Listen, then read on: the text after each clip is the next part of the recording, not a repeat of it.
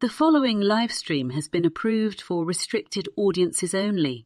It will definitely contain strong language and maybe some adult themes. Almost certainly. Viewer inebriation is advised.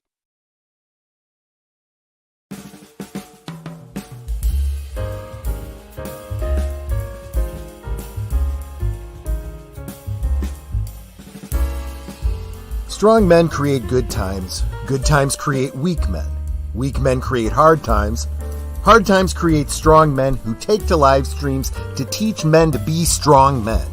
Tonight, if you are a man who wants to learn to be more manly, or if you are a woman who loves and values men, this is the place to be, because my special guest bartender tonight is Rancor Steve, and his Manorama stream on Rumble is bringing the testosterone.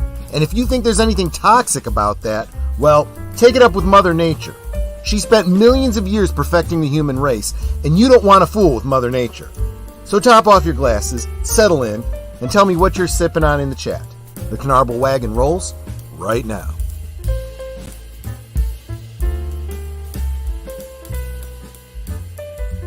Last call is streamed before a live audience. Va salud. Welcome. So glad you're here. Yeah, I've really been looking forward to this for a couple of weeks now. Rancor Steve and I, we've been hanging out on his stream the past 2 weeks over on Rumble. Link in the description, but I'm sure my Blue Wrenches will be sharing it throughout the stream. Good stuff. Obviously, you can see over my shoulder here, I'm sipping on some Glenlivet. That's a Founder's Reserve. I was just saying at the beginning of this, I got the Founder's Reserve because, I was talking about this last week, or maybe it was the week before, looking at the age and stuff and the price point, and I was like, I don't know. I was a little on the budget this year. Oh, by the way, if you want to buy me a drink, the link is pinned to the top there. But I said, you know what? Let me try this. They had a good price, and I tried it. My first sip, I got some hints of vanilla, and I was like, that's not bad. And they're just like, do you like it more than the 15 year? And I'm like, don't know. Let me get into it. And honestly, I think I do like this better. And we got a winner. Yeah, so maybe this is what I'll gravitate to. So yeah, let me know what you're sipping on in the chat. So as you know, whenever I'm drinking a Glen anything, quality is our legacy. Handcrafted, barrel aged. Go ahead, you deserve it. Glengooley, for the best of times.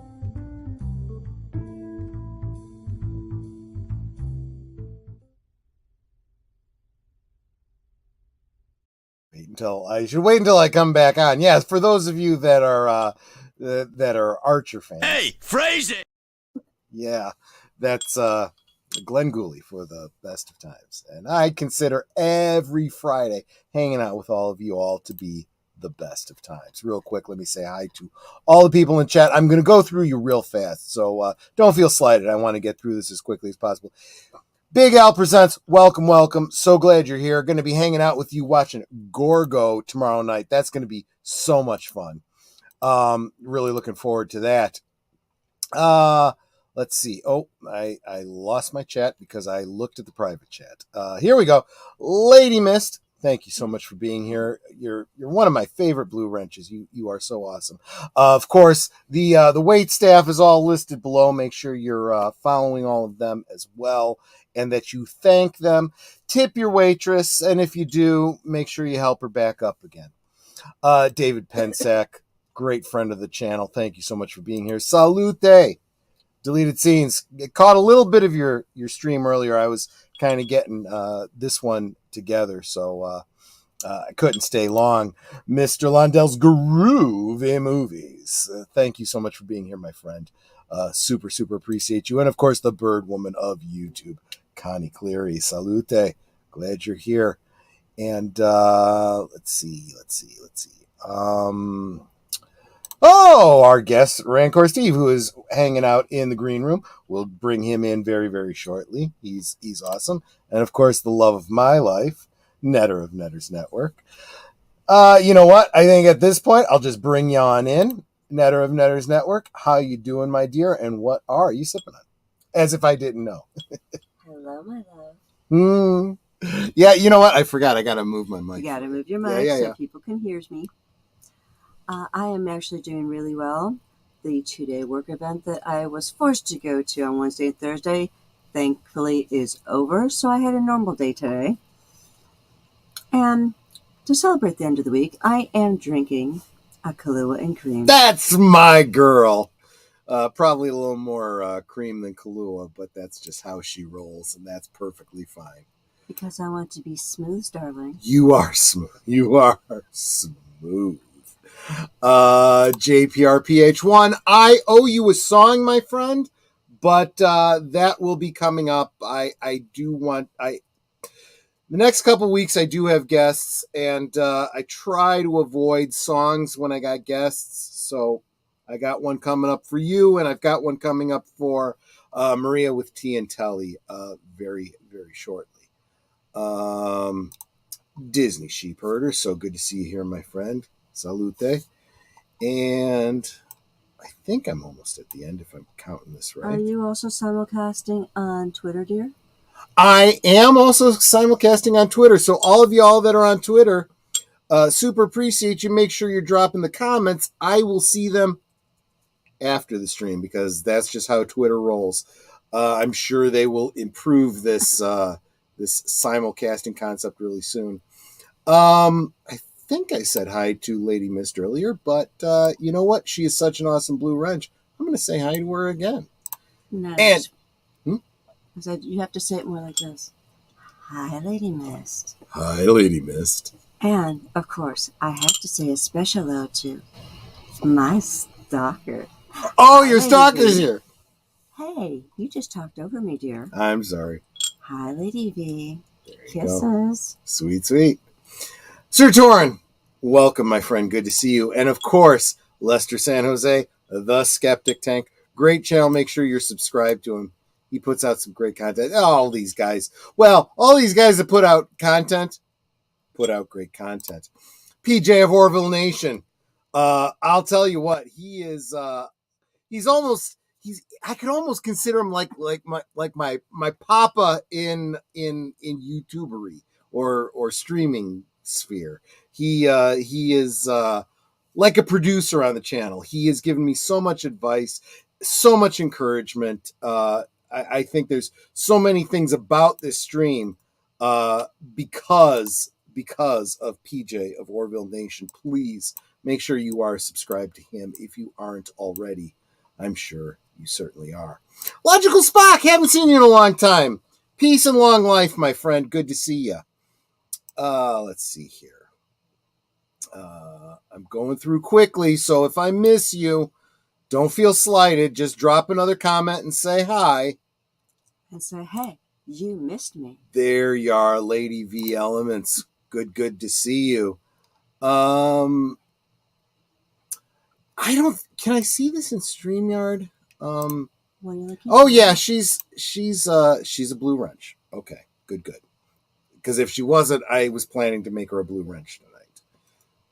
Because I figured it was possible that I had, I drink, I forget, I don't know.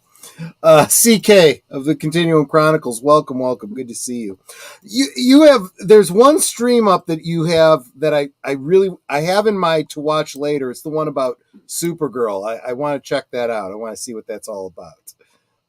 But I am a little bit behind. And of course, I am simulcasting this on my channel, Netter's Network. So if you like me better than you like Troy, come over to my channel. And if you don't like her better than me, what's wrong with you?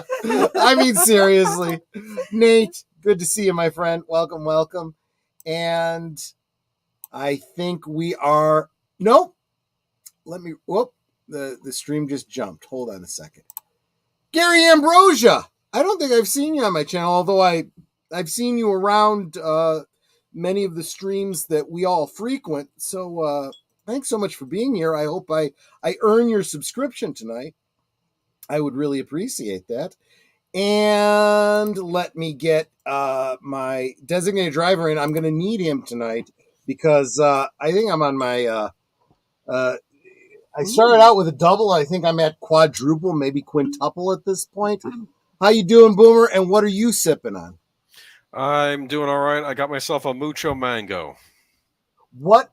Tell me, what is a Mucho Mango? It is a fruit juice cocktail made by the Arizona company. In other words, you're saying you're maintaining your sobriety so that you can get this stream closed down safely and soberly. Yes. Taking your designated driver duties seriously. I super appreciate it. Yes. And of course, Tim Hayes. Welcome, my friend. My companion in the toyosphere. Tim, you're going to want to tune in next week where my guests will be Greg of Fanzine and Michael French of Retro Blasting. So make sure you're here next week. Did you say hello to Andy Masterson? Andy, are you here? Are you He's here? there. I wanna bring up your chat, but I am getting fuzzy and I don't know where you're at. Andy, you are awesome. I will be reaching out to you in the very near future because we need to do a stream together. Because I want to talk custom action figures like this Lou Ferrigno Hulk that I've done that I want to share, and then some 3 3/4 inch customs, and talk a little bit about the stuff you do, which I believe is 1/6 scale. So I will be reaching out to you probably this weekend. Thanks so much for being here. And Boomer, I didn't ask you this in the green room, and I don't think I'm doxing you by asking you this very oblique question. Do you have to work tomorrow? No. Okay. So if we go a little bit over, you're okay. I don't have to work either. I know you don't. You are with me all day, and I'm looking forward to it. Let's not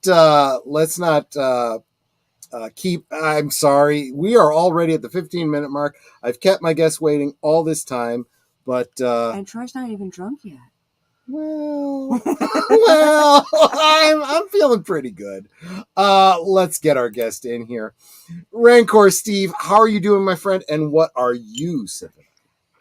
Howdy there. I'm doing pretty good. I'm drinking although you can't see it, I like to have it in a cup that no one knows what I'm drinking. I am drinking a Woodford Reserve tonight. Oh, that sounds good. It's pretty good. I like. Is that a usual go-to for you, or is it just special for tonight? It's a usual go-to.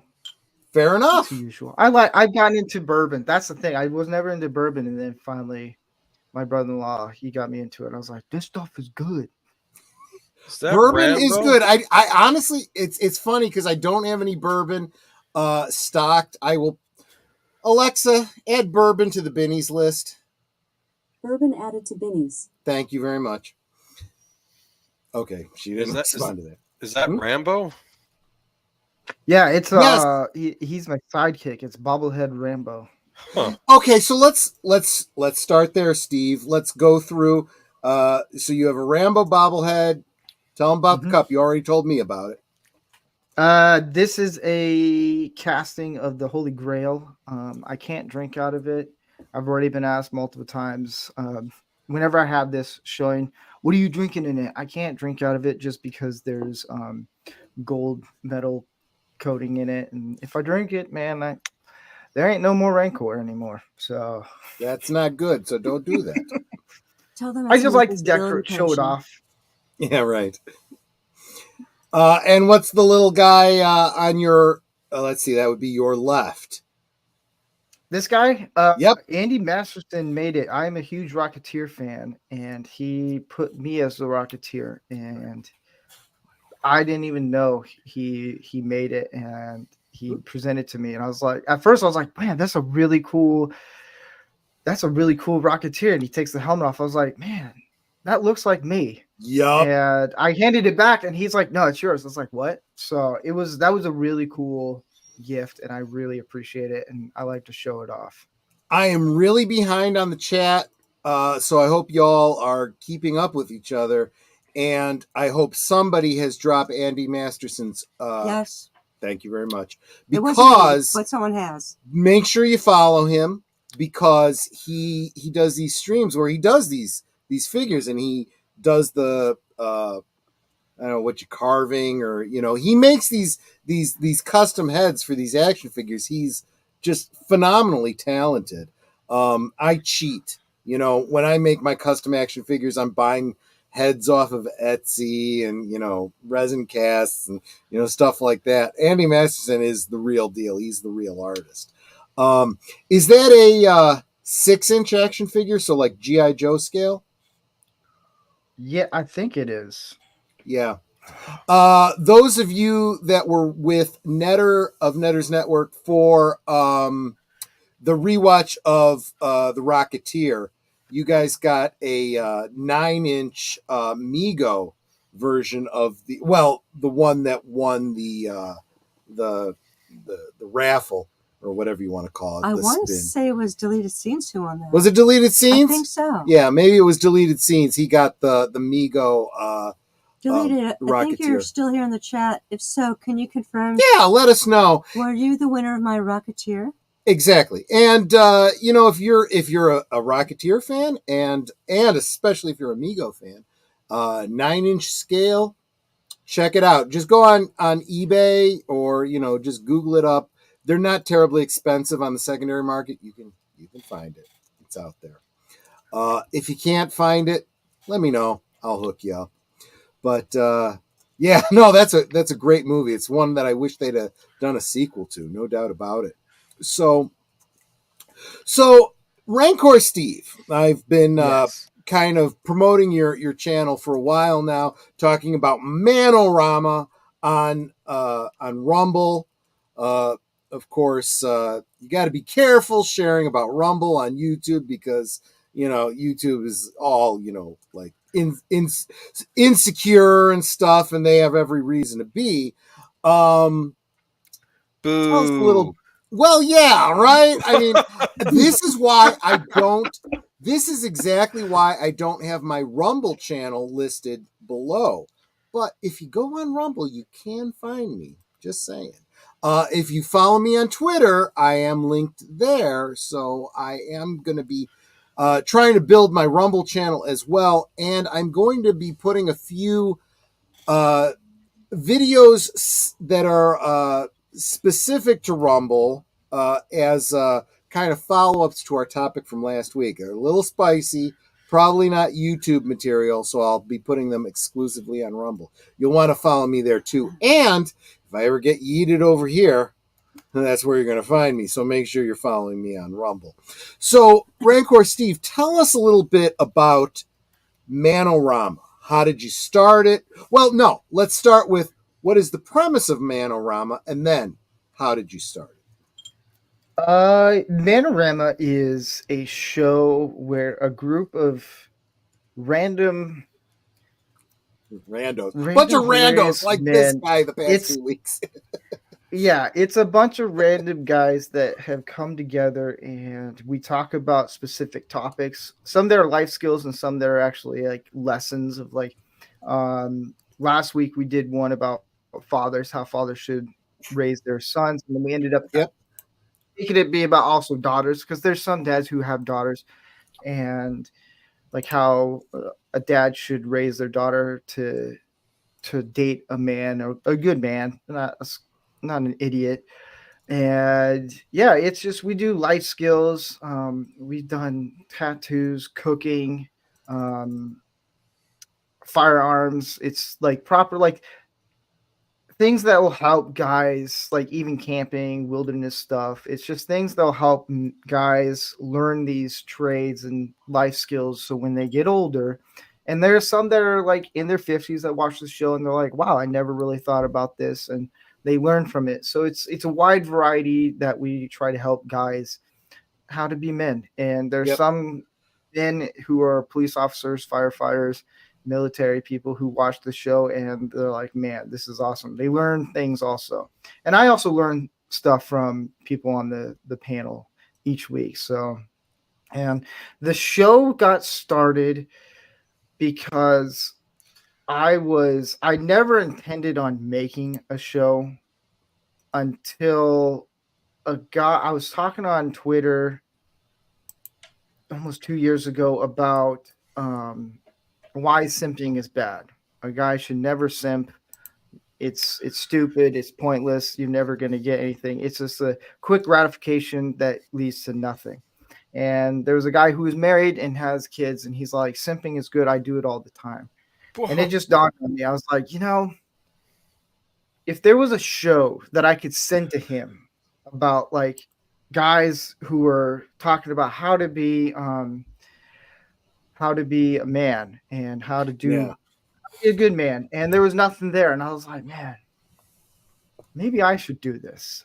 And I didn't realize the magnitude of what I was getting myself into. I thought it'd be a very simple thing, and it started because a bunch of guys thought it's okay to simp, and I was very much against it. And I found a bunch of men who had the same beliefs as I did, and we just started a show. And almost a year and a half later, it's just we keep going, even though we get trashed on every once in a while. Don't mean to interrupt, but perhaps I imagine maybe most in the chat do, but there may be some. What exactly is simping, or how would you define it? Yeah. Simping is the best way I could put it is OnlyFans and Twitch. People giving thousands of dollars, hundreds of dollars, like just tons of money to these women that are on OnlyFans or Twitch for gratification of being said, oh, thank you very much to whatever their name is, or getting a video, whatever it is for OnlyFans. I have no idea how that works, but it just, from what I've heard from other guys, it is a cesspool of just stupidity. And I find it pointless. And so it's just... Gary's busting your balls here. I know. God, dude. Oh, real quick, let me say hi to Samuel Proctor. Always great to see you, my friend. He's listening to the Iliad. One could say that the whole war started with a powerful... Yeah, no, you're with a simp. Absolutely. Good point. This is turning into a gaslighting show. No, see, and this is one of the things I was talking with Steve in the backdrop with Netter there, because I've been on, and please, like I said, subscribe to Rancor Steve's Rumble channel and hit that, whatever their equivalent of the notification bell is. But check out his last two, because yours truly was over there. And Netter kind of bristled a little bit at some things that some people said on the first one. I said, Netter, you gotta stick with it. Listen, really listen to what's being said here, because you take a few things out of context. I could see you getting upset, but this is much. If you're doing a man show and you're not loving on women, there's probably something off. There's probably something off on that channel. And really, and in the green room just before the show, I said to Steve, I'm like, it's kind of like a Promise Keepers kind of thing. He's like, what was it you said? I haven't heard about the Promise Keepers in a long time, or something like that. Yeah, I've heard it when I was a kid. It's the show pretty much, if women want to watch it, because there are some women who do watch it and they're just like, this is not my thing. Well, yeah, it is not your thing, because it's directly towards helping guys. Now, we've done episodes that actually can benefit for women to learn things and stuff, like with tattoos and cooking and different things. But I always tell women, if you're going to watch this show, just keep in mind, if you want to know how men talk, this kind of sheds some light. It's like a campfire. All the guys around campfires, we just talk. And sometimes we bust each other's balls, which we haven't done for you yet, Troy, but Yeah. We're waiting for you to bust our balls first. That's the other thing. We don't bust. Oh, I gotta bust your balls first. I'm the new guy, so I didn't feel like that was my place to do. The moment you do, we got ammo. Like for a whole year, everybody busted my balls because we do call signs also. We haven't done them in a while, but my call sign was short bus, and because. Let's be honest. When I say things, I'm offended by that. My brother was gosh. on the spectrum, and whatever. But it's like when my wife, for my small group, my wife, for example, this is a good reason why I'm called short bus on my show is if I'm reading like a verse or something, 3 seconds into it, I'm screwing up words left and right. It doesn't matter if I'm reading out loud. I'm like, I don't know what that word is. Moving on. And it's like, what? I'm like, I can't read for diddly squat out loud. And my brain just shuts off. And that's where I get it. And and they busted my balls for a whole year. And I was like, guys, I have an ammo on you all right now. I can all take you down right now. But it's been fun. Here's one thing. It's for guys like what Andy and Gary are doing now, busting my balls. If you get your balls busted and you're taking it and it doesn't phase you, you're doing pretty good. It's just all out of fun. It's all out of love for me. You're absolutely right. I think a lot of people don't understand. I think maybe it's a man thing. Maybe it's something that women don't understand. But men who really care about each other, that are really good friends, they pick on each other, and it's I think women understand that too, because my wife picks on me, and I have zero doubt that she loves me with all of her heart. Of course I do. Otherwise, I would have killed you 31 years ago. That's right. You know where I sleep. You could kill me in my sleep anytime you wanted to. Chris CK says, today's men do need advice. I just watched a documentary about that earlier tonight.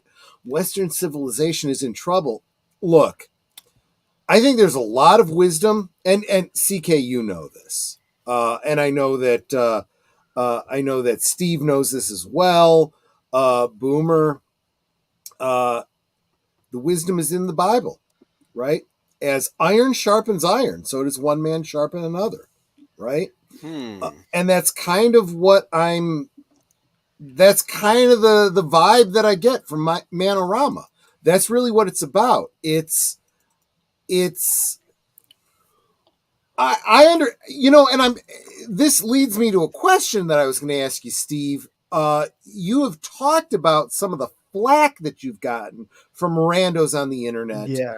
Do they believe that you are some sort of a MGTOW type of channel? Because I don't think that's what you are. What you really are is that iron sharpening iron, that men making better men. Are you meaning red pill, Troy? Because MGTOW is no marriage. That's the whole thing behind that movement. That's only part of it. That is a bunch of young men responding to the fourth wave. And Steve, correct me if you disagree with me, but I believe that this whole MGTOW thing, and for those of you that don't know what MGTOW is, it's men going their own way. Yes, that's the acronym. And it's this concept of men that are responding to the fourth wave feminism saying, screw it. You bitches are insane. I'm not even going to bother with you. I'm just going to, do my own thing. I don't need y'all. And it's really, really unfortunate.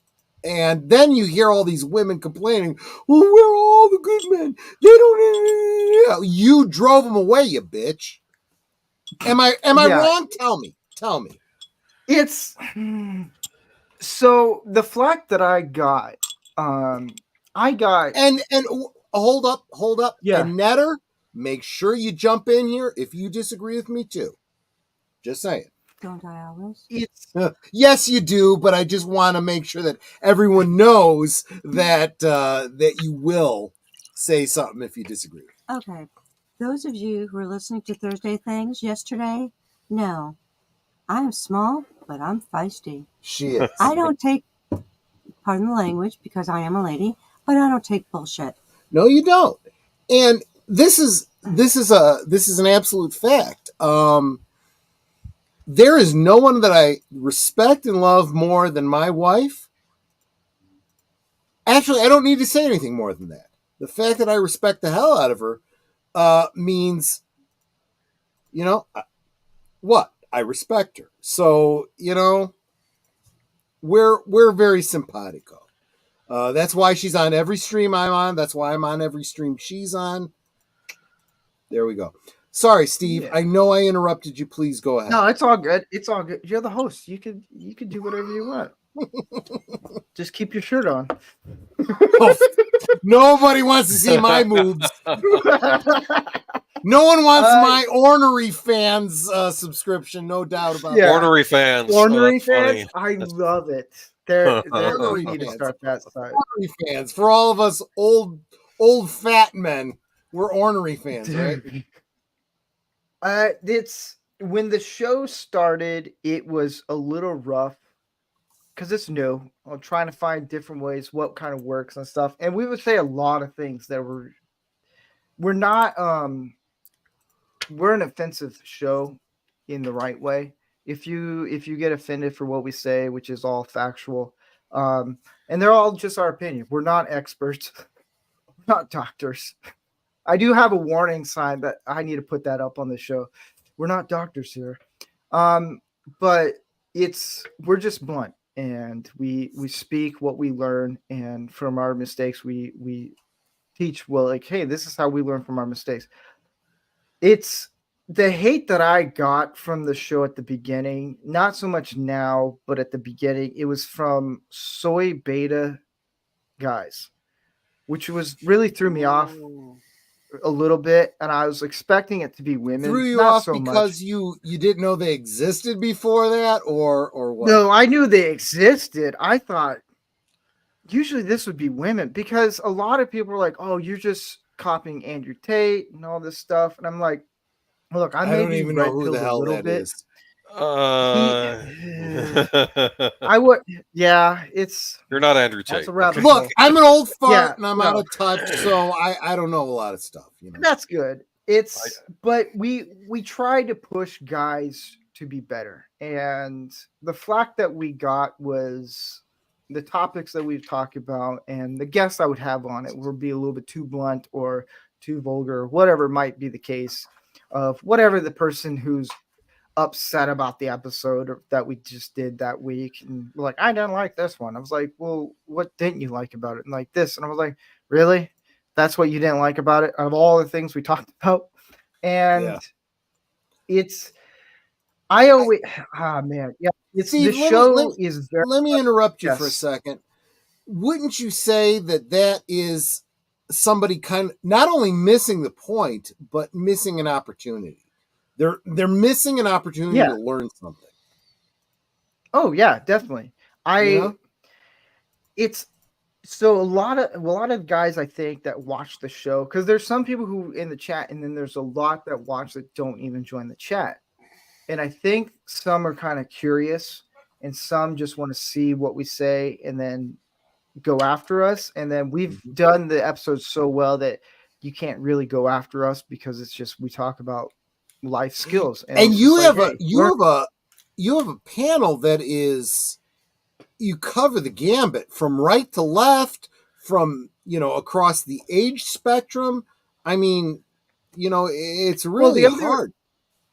The other kind of cool thing, the cool thing about the Manorama is we don't really talk about our political views.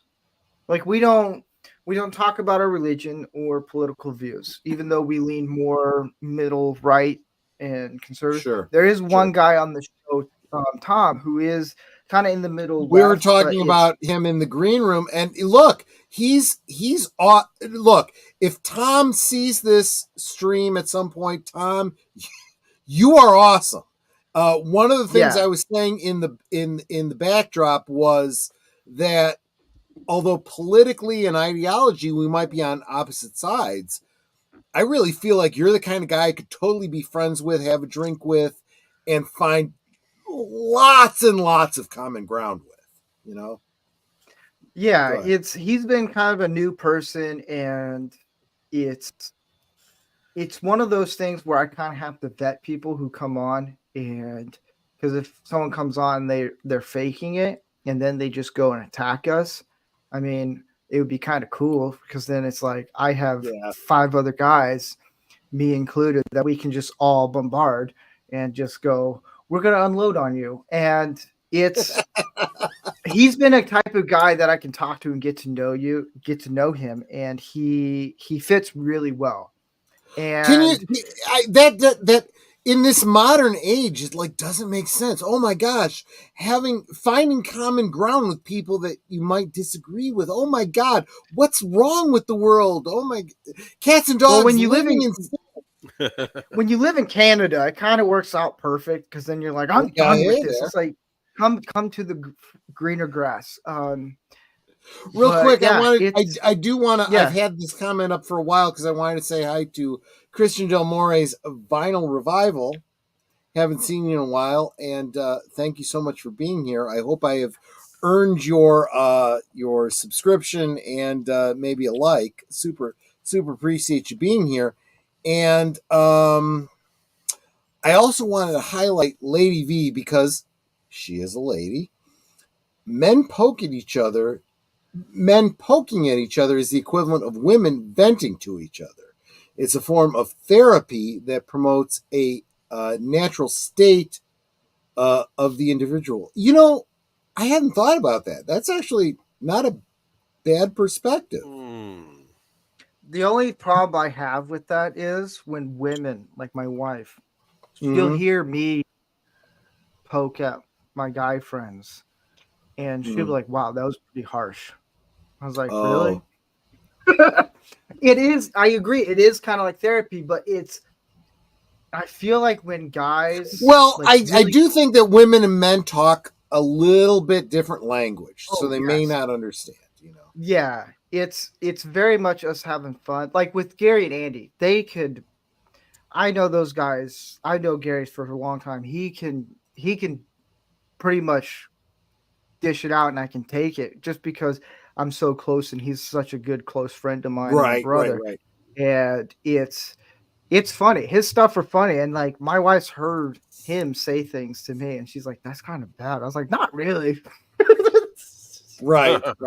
Well, the nice thing about Netter is she hangs out with me and my guy pals, so she's kind of on the right wavelength, which is maybe a little foreign to some wives, some women. I'm just one of the boys. Only to a degree, because honestly, we wouldn't get along too well if you really were.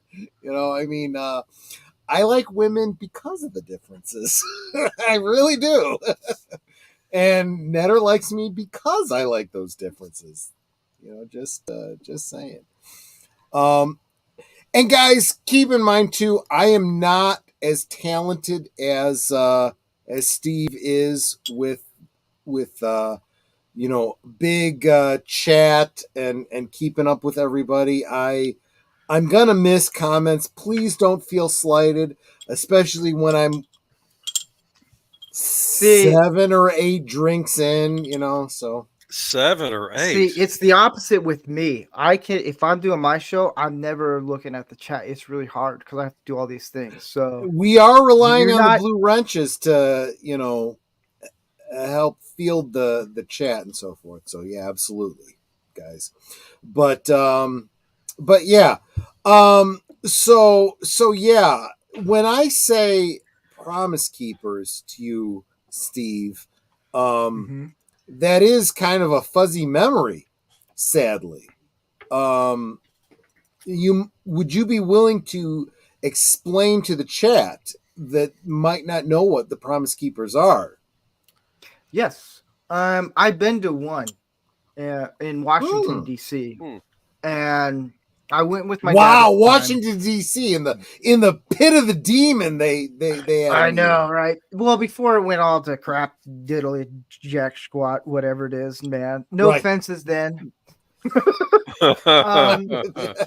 Yeah, you see what I did there? Yeah. I went. Oh man, 94.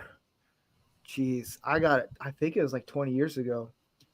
See, I'm at the age now where I can say 20 years. Stop doing the maths on years, please.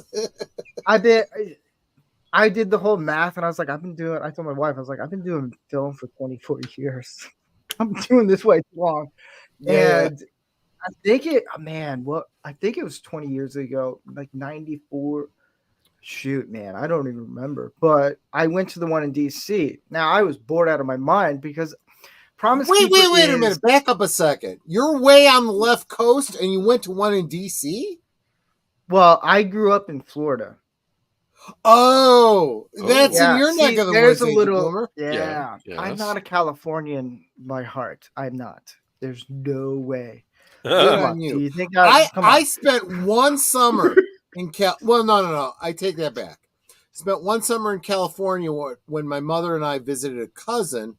I was exposed to things like Monterey Jack cheese and sourdough bread, and and so forth. And then Netter and I visited California. We were visiting her sister, but then we met up with a mutual friend who took us to, and I'll be talking about this on a future Tuesday stream on Deleted Scenes channel. Netter and I visited all the filming locations in the California area of Twin Peaks. Cool. So, anyway, that's the length and breadth of my 27 years ago. Mine would be more like 40 years ago, but fair enough. Amen. But yeah, Promise Keepers is I think it's like a weekend conference, like massive. All these men gather and they just, I'm trying to remember. 27 years ago. I don't even know how old I was. Jeez. It's where men can get closer to God. Yeah. And it's kind of that bonding, like unite as men. I don't know if they still do it now. I haven't heard about them in years. Yeah. So I went to the one in DC. It was fun to visit the Smithsonian, I like history, so that's why I went. And then my dad was like, "You have no choice. You're coming with me. You're coming with me, dead or alive." And I was good like, good on, good. But it was fun. I think I would go if they had it now. I would go to it and I would promote it on my show. And it's stuff like that.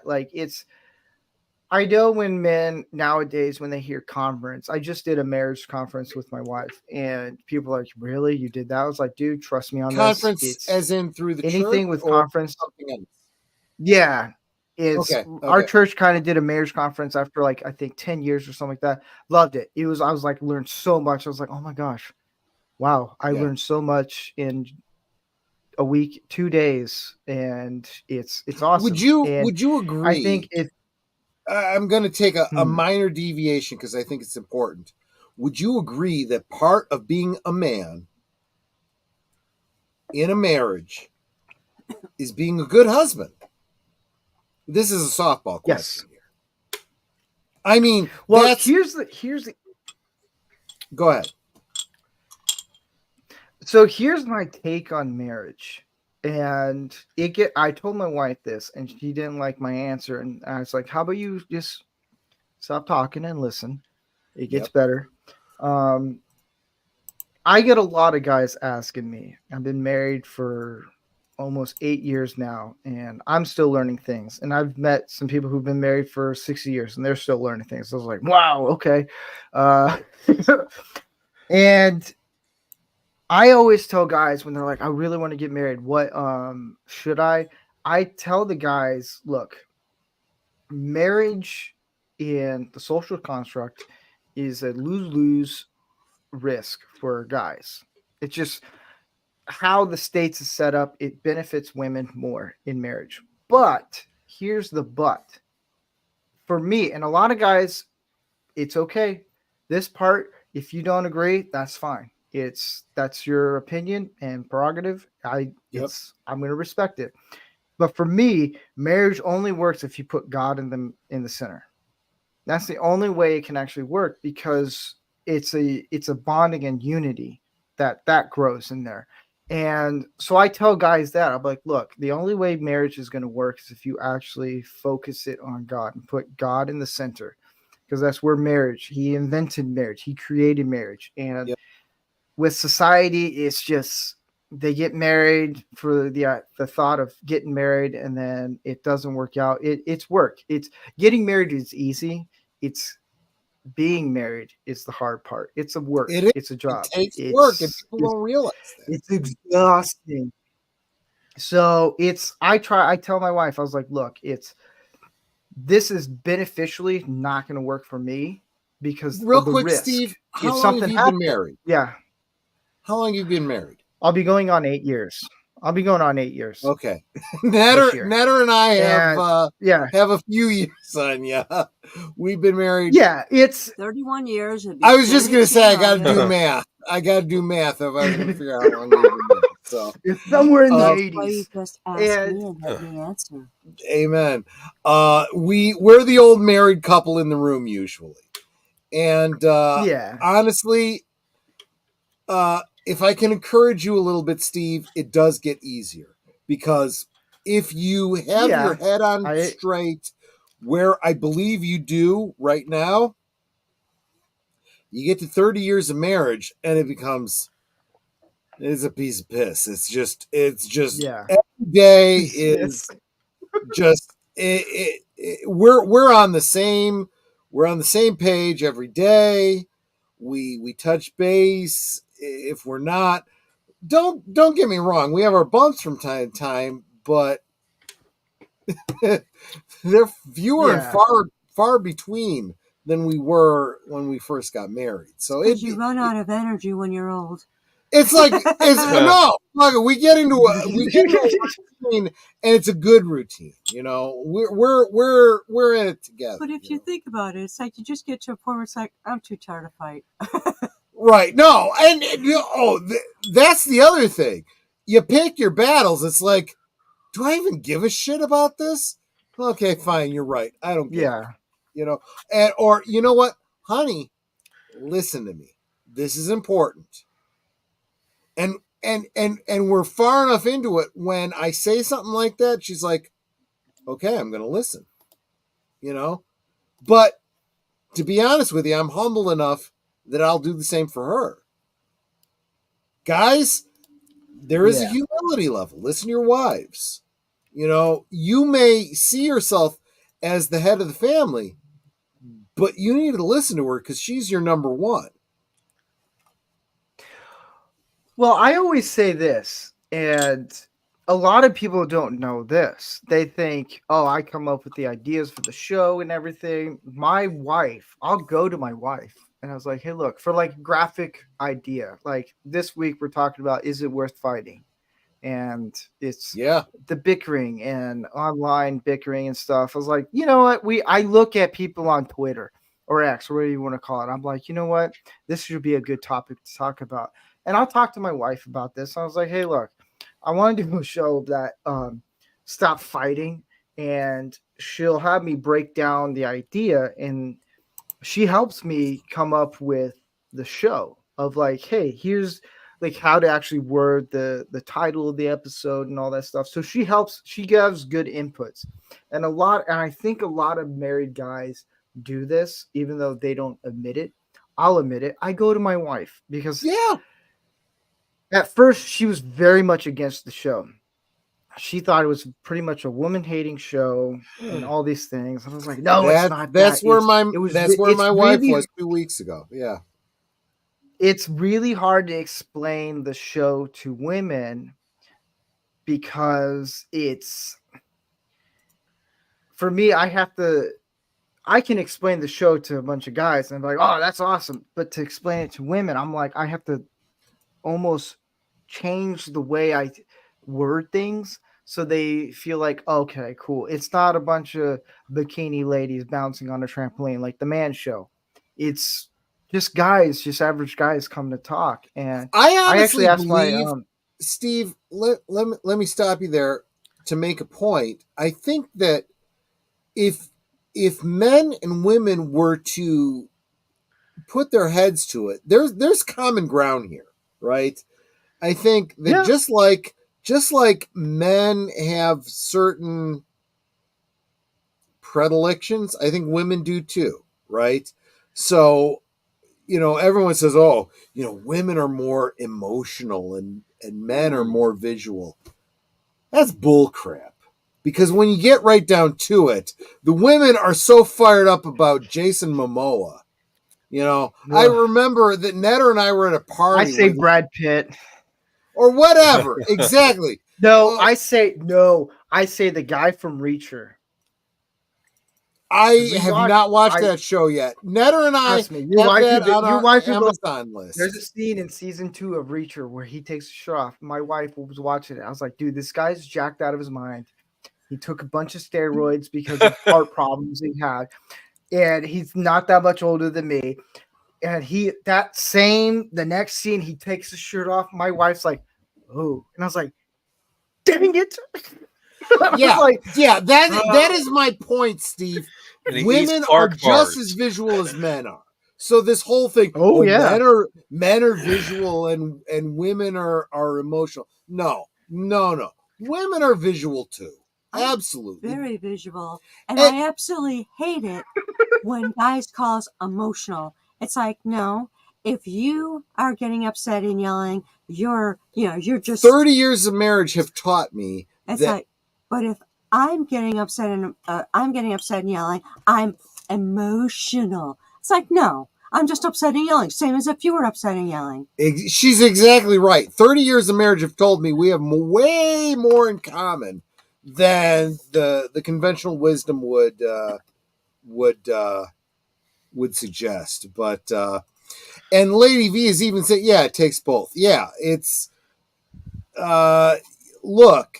There is a YouTuber that I kind of really, really enjoy called the Dadvocate. Look, she is a huge YouTuber, but she's still worth following. The Dadvocate. DADVOCATE. Check her out.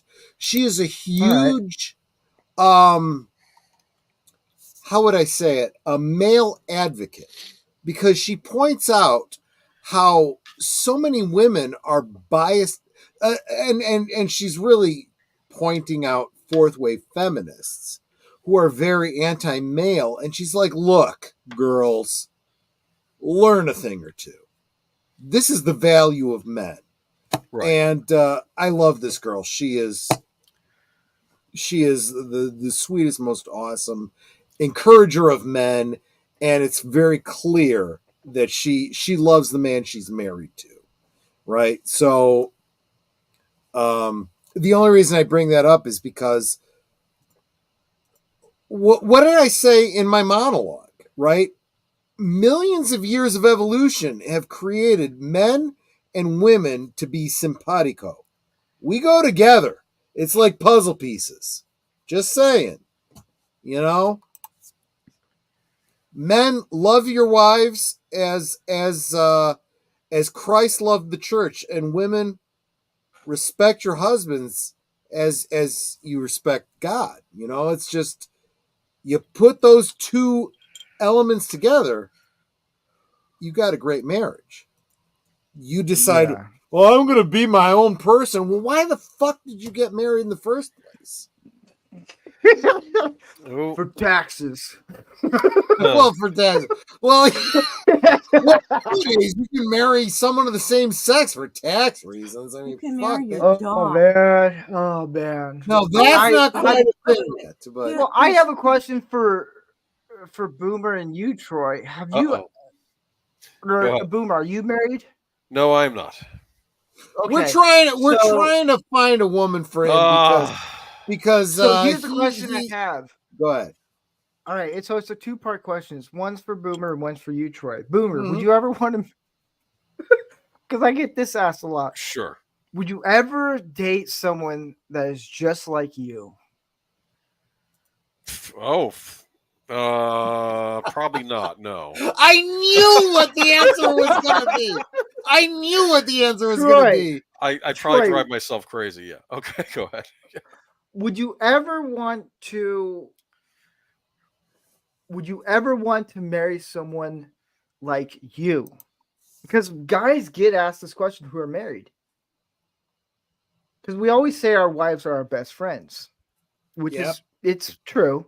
My wife is my best friend. If you have a successful marriage, yes. Yeah. I always get asked, like, would you ever want to marry someone who's just like you? I'm like, no. Look at me. Okay, here's something funny. There's a woman, I don't know how this was managed, but there was a woman who was able to marry herself. I heard about that, yes. After one day, she decided, what?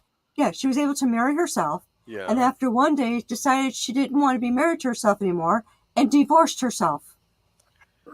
That's gotta say volumes. How? That's gotta say volumes. Marry yourself. That doesn't make any sense. I don't know. It must have been California. I don't even want to know about the honeymoon. Probably. That's just holy crap. I see the look on your face. I'm like, oh, jeez. You know, do you remember that episode, not to get off on a tangent, remember that episode of Red Dwarf where the hologram, he got tired of talking to the other guy, so I'm going to make a copy of myself and we're going to hang out. And then he started to hate himself, and they started arguing. The two holograms. I thought that was brilliant. I'm yelling at each other. Yes. Honestly, if there was a clone of me, I'd friggin' kill me. There's no doubt about it. I start punching my clones, man. Right? Absolutely.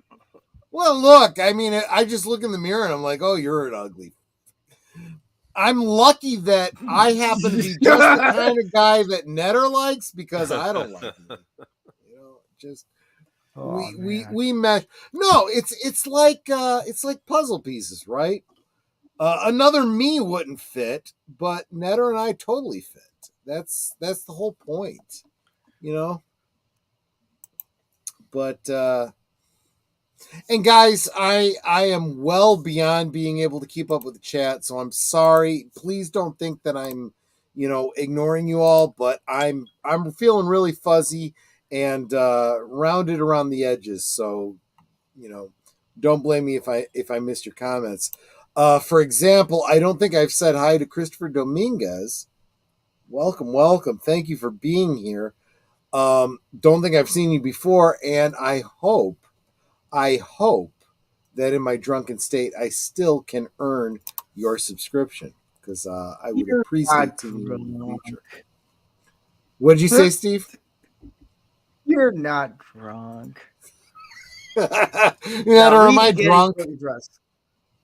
Well, from looking at you visually and knowing how much you drank out of that bottle, I'd say you're feeling no pain, but I wouldn't say that you're drunk.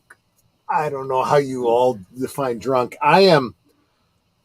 Okay, so this was a brand new bottle, and I'm right here. Well, here's a question I have for you. How much can you drink in one night of that? Oh, God. Can you go to halfway? Yeah. I'm not going to test them. Oh. God. I am, let's put it this way, I'm still functional. It also depends on how fast I drink a quantity, right? So we are at 1 hour and 2 minutes, and I have had, no, I'm not going to say half a bottle. You're 1/3 of a bottle. I'm feeling pretty mellow.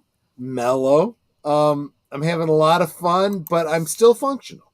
So am I drunk? Yeah, I would not get behind the wheel. I would not get behind the wheel. You're in the fun stage. I'm in the fun stage. Yes, absolutely. I have is when I get a bottle of bourbon. Oh, don't get me started, Chris.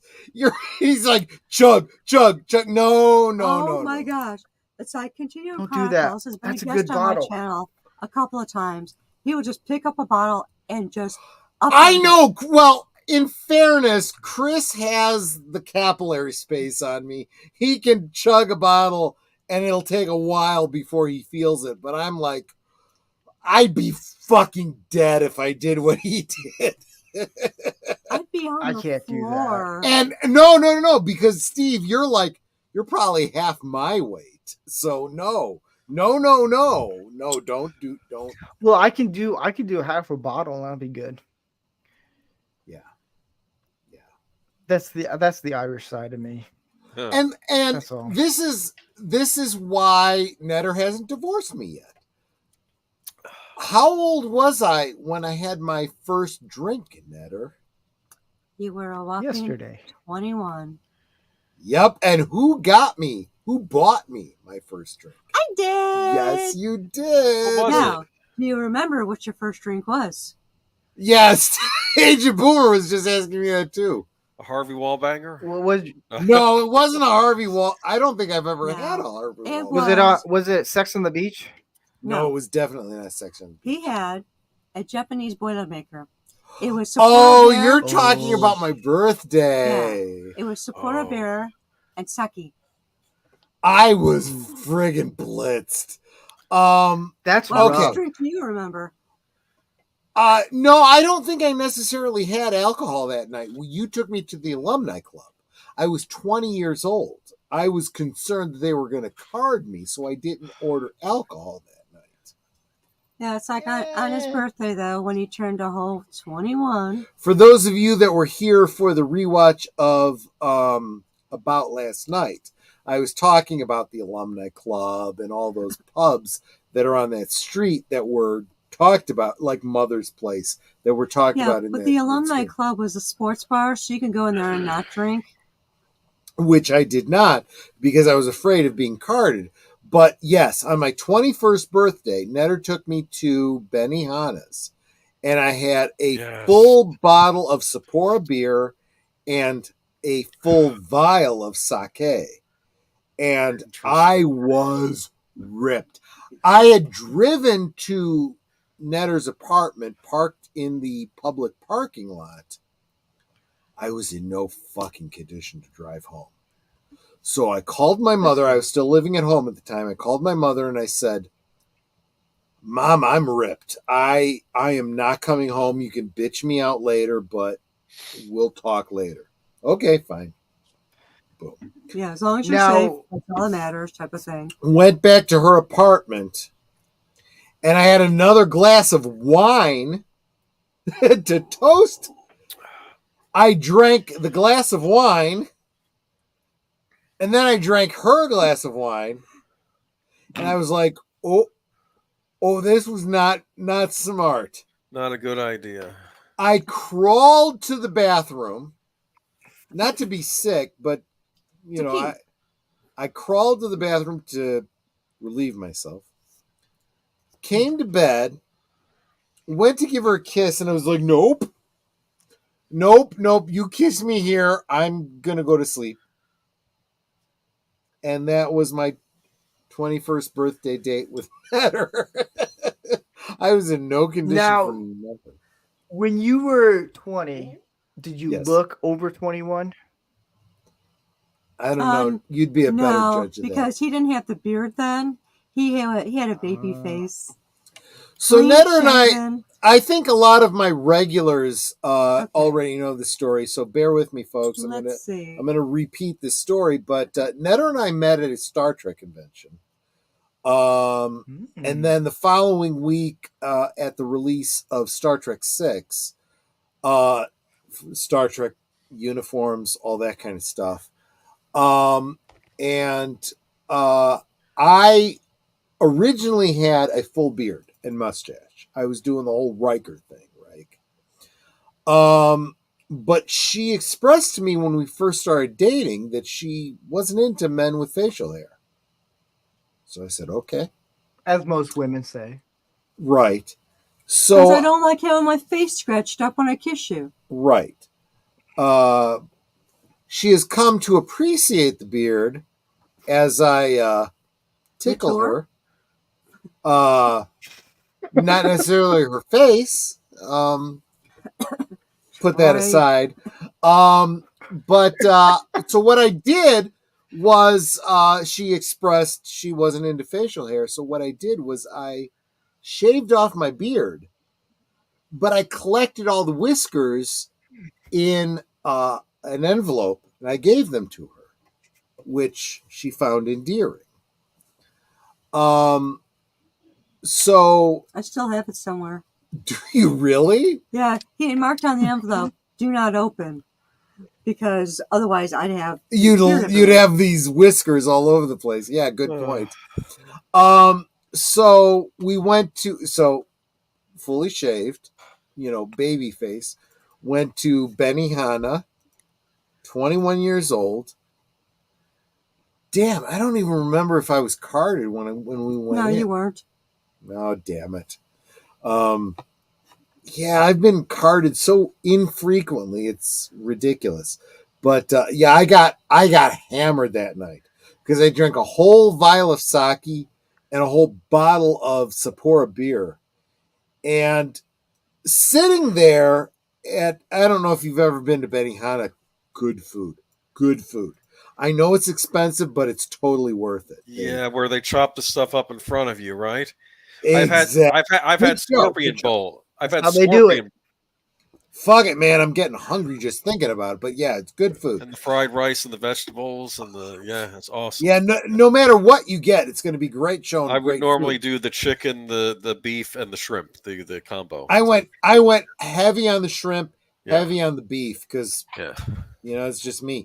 But so I wasn't even feeling it. I get up to go to the bathroom because booze, pee. You gotta. I got up to go to the bathroom and I was like, uh oh, and I'm like heel toeing it, and everyone at the table, because it's not just you and who you're with, but it's like you're sitting with a group of people that you don't even know. They all knew it was my birthday. They thought it was so cute. I get up and I'm heel toeing it to the bathroom. I'm like, excuse me, everybody. And now I'm starting to slur my words, and they're all laughing and clapping. And I'm like, okay. So yeah, it was very clear I was not going to be driving home that night. There was no doubt about it. And if my mother gave me any grief about not being able to drive on my 21st birthday, sorry, Ma. That's just the way it goes. I wanted. So you're going to have to show this one of how you look like a little baby face. Oh, shit. Yeah, so after we got married, we did a renewal of our vows within weeks. It was because we met at a Star Trek convention. Yeah. Let me give a little backstory. Yeah, go ahead. So we met the beginning of December of... What was it? Yeah, 91. 91. And by the end of December of 91, we were engaged. And we married 8 months later, in August 3rd. So we got married August 3rd, 92, yeah. So, show the picture. So this is a picture of us renewing our vows with our Star Trek club. Nerd. No, I'm just kidding. Yeah, nerd. No. You're not wrong. You are not fucking wrong. Oh, look at that baby face. Wait, can you do just you? You look like Sweetie? You're No, adorable. Sweetie, can you make it so it's just you on the screen and see? Oh, I see what you're saying. Yeah. Let me just pay do attention. That. So there you go. So there is. You adorable. You look like Tom Hanks' son.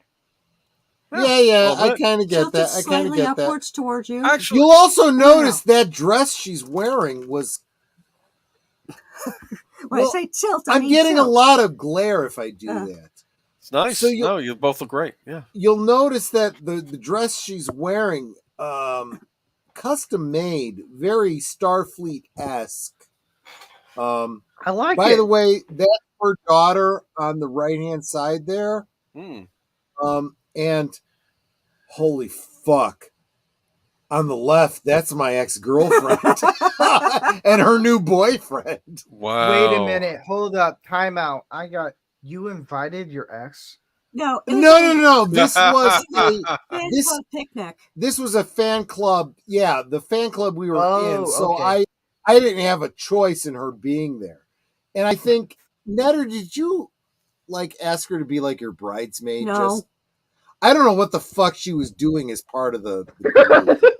She and the guy in the background, Bill, he's like the guy in the blue shirt there. Yeah, he's they just this guy decided right to here. Yeah. to gather close and be part of it. It's like, no, get the away from me. Yeah. So let me. Yeah. Oh, and if you notice, she's holding, I guess it was her sister's baby. Oh, was she? Yeah, I could see an infant in her arms. Okay. Caitlin, yeah. Yep. Okay. Wait, I gotta get the other picture. No, yeah, go ahead. But yeah, the girl I was dating before Netter, she, member of this Star Trek club, she bore a passing resemblance to, forgetting the actress's name from Terminator. Linda Hamilton. Linda Hamilton, yes. If she did a good cosplay and did her makeup and whatnot, she could totally pull off Linda Hamilton. But if she didn't try, she was anyway, I traded up big time. Let's just put it that way. I don't want to. So was the guy in blue photobombing? No, well, not intentionally. Not intentionally. All right. I have a good way. Stan's wedding. Oh. Yeah, so this is an actual. I'm sorry, Steve. We're kind of talking us for a little bit, but it's all good. So That's this a good picture. This is a that was wedding. our wedding day. Yeah, this is our actual wedding day here in Chicago. You'll notice that building right behind us, that diamond shape. If you've ever seen Adventures in Babysitting, a lot of people that are outside of Chicago think of that as the Adventures in Babysitting building. But God, yeah, that was I love that dress. That was a great dress. I still have that dress. Do you really? Of course I do. It still fits me. There you go. No, I have no doubt about that. And then the other one. And then this one here. Was this Stan's wedding? That was Stan's wedding. So that was 5 years later at our buddy's wedding. Yeah. So yeah. And this is, okay. So if we were married 31 years ago, this was almost 25 years ago. Mm-hmm. You can see we clean up nicely. Yeah. So there you go, guys. That's a couple that is married and very, very happily so. Just saying. And the only reason I share those pictures is because obviously Netter's a part of this. We're in this together. I wouldn't put Steve. Steve is very smart to keep his wife out of it. That's for obvious reasons. Given the nature of his channel, but guys and gals, definitely worth subscribing to Rancor Steve. Rancor Steve, his channel is not what you think. Like I said, it's about being a better man. And women, these kind of guys, the guys that are on his channel, are the kind of guys you're looking for. Okay. Trust me about that. Here's an example about one. Wait a minute, real quick. I do want to say hi. I know you've been here for a while, Sashi, but I want to say hi to you, my friend. I don't want you to feel at all slighted. Thank you so much for being here, as well as Gorilla Random Thoughts. Hopla. We'll watch in the morning. That's fair. Hopla. I understand. Hopla. Absolutely. And go ahead, Netter. So I've watched the last 2 shows because, well, the love of my life have been on them, and you got a good number of hopefully subscribers, but definitely watchers because I was on. Just building myself up a little bit. And as Troy mentioned, the first one. I know, right? The first show I didn't care so much for. There was just things they were saying that rubbed me personally the wrong way as a woman. But it's a guy's show, so I get that. But the last show, I really liked the last show. They are talking a lot about raising their kids and how they handle different situations with their kids, and it's like, wow, these guys really got their head on straight. Like, I can't remember the guy that looks a little like Harrison Ford, the older fellow with the gray hair. Oh, Andy. Yeah, Andy. Andy's here. Yeah. Like Hi, Andy. Ford. Andy, take that as a compliment that you look like Harrison Ford. Well, I love Harrison Ford. I'll let you finish, and I have one question for you, Netter, after you're done. Okay. So, he was talking about his kids and all this, and just like different situations with his kids and how he handled them. And I'm like, this guy really has his head on straight. Yeah. He's being a great father. If his kids have any sort of issue, he meets it on, head on. Right. And he doesn't just blow them off and expect them to figure out. He's actually a very active parent. These are good. And I'm like, this is a really good show. Yep. I really enjoyed watching that. So, Andy, kudos to you. I think you're a great dad. And you'll have an opportunity to say that directly to him because he's going to be on my show in a couple of weeks, I'm sure. Or maybe what were you going to say, Steve? Yeah. So what was your issue with, I'm looking out, I had to look back. I was like, after like a week, I forget what episodes we do. I think it was the arrogance. What was your... It was arrogance. Yeah. What was your issue with Here's that an one? example. So wait a minute. Let me front load this. I think at the beginning we were being a little bit jovial and jocular, and I think she mistook some of it. So go ahead. Well, like in your chat, I put something like, "Wow, there's a lot of testosterone here." Yes. And somebody responded back, and they're like, "Thank you." I said, "I didn't mean that as a compliment." Yeah. Look. I do Steve, remember that. Steve, let's be honest. She hadn't been there before. She hadn't had a chance to acclimate. Because that was our... So I try to test out different segments. Yeah. Like we do at the beginning of the segment, I always ask how everyone's week's been, even if you're new. And even if someone like Jeff, who hasn't been on for a month, I'm not going to ask for your whole entire month. I don't want to hear that. Just how your week's been doing. And that it's an icebreaker. It allows the guys to vent a little bit and be like, this is what I'm dealing with and stuff. And then we go into don't be that guy. Those are the simp tweets. We make fun of those guys. And then we try to actually be like, this is actually how you do it. Those are some awkward tweets. Yeah. And I think it's Pokemon. Oh God, Pokemon. Yeah, I know her. She's my girlfriend. Oh, fuck, man. Dude, don't even joke like that. $20,000 so far. We have. She says I'm her number one fan. You don't understand real love. Oh, jeez, dude. Fuck, man. No, we have talked about this shit on Geezers. Look, I'm concerned, Boomer, about people that are here for the first time who don't know Geezers. I know you are not a huge fan of Pokemon. You're joking the opposite. I'm messing around. I know you are, yes. But he would love the tweets. He would love the tweets. And so I did a segment where I was like, all right, someone else did it. I tried to do something new, but I was like, you know what? There's another channel on Rumble now that's they're huge on Rumble.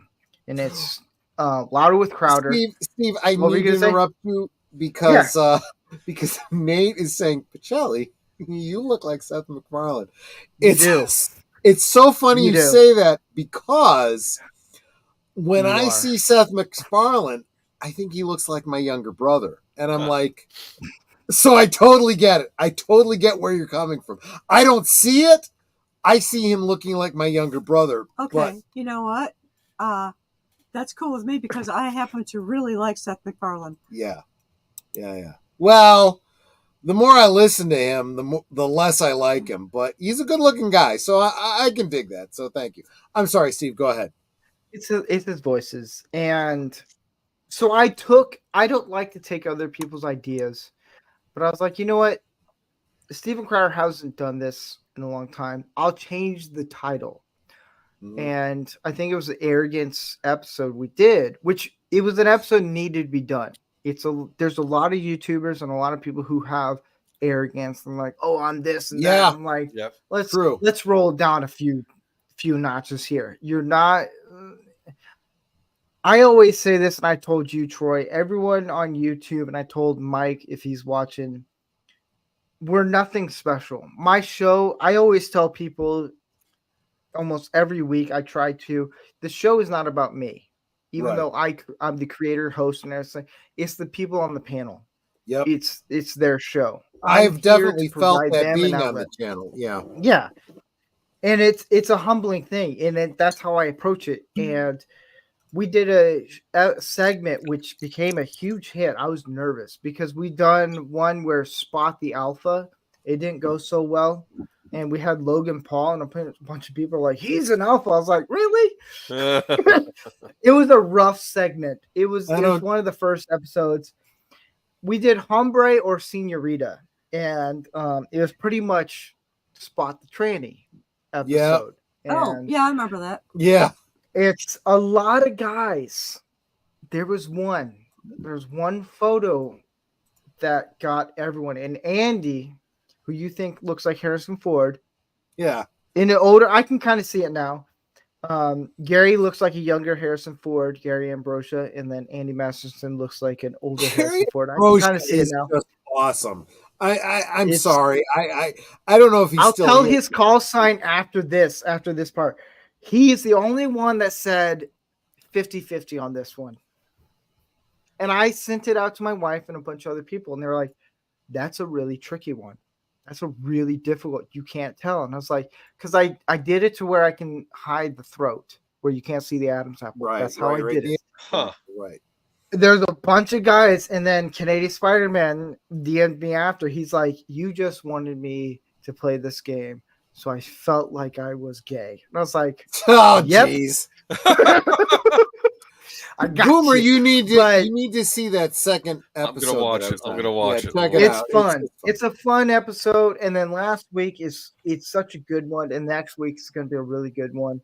And Andy's call sign, I can say this because I am the host and I didn't give him the call sign, but we all give everyone a call sign, and it's very offensive to everyone. It's not fun. No one's supposed to like it. There was a person who's been on the show who didn't like their call sign, and you can't change it. Andy's is Gray Bush, and he hates it. And Gary told me, I was like, that's it, dude. He hates it. He hates a name. But mine is the worst. It's Short Bus. It's a way to say the R word, you know. I don't know if I can say it on Steve, YouTube. Well, I don't think anyone's going to follow my logic here, but it came to my mind. Steve, I get the impression of you that you're significantly younger than myself and Netter and Boomer. Without, you don't have to be too specific. What range do you think would you say fall in? Of my age? Yeah. Oh, I'm 36. I'm young. Okay. Wow, I figured. No. That I'm totally, the youngest on my show, but that totally fits with what I was. I figured that Netter and I, and even Boomer, were significantly older than you. That's not a bad thing.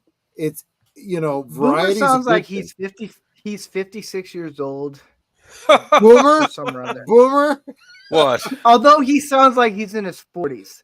Boomer's younger than I am, and I am 46.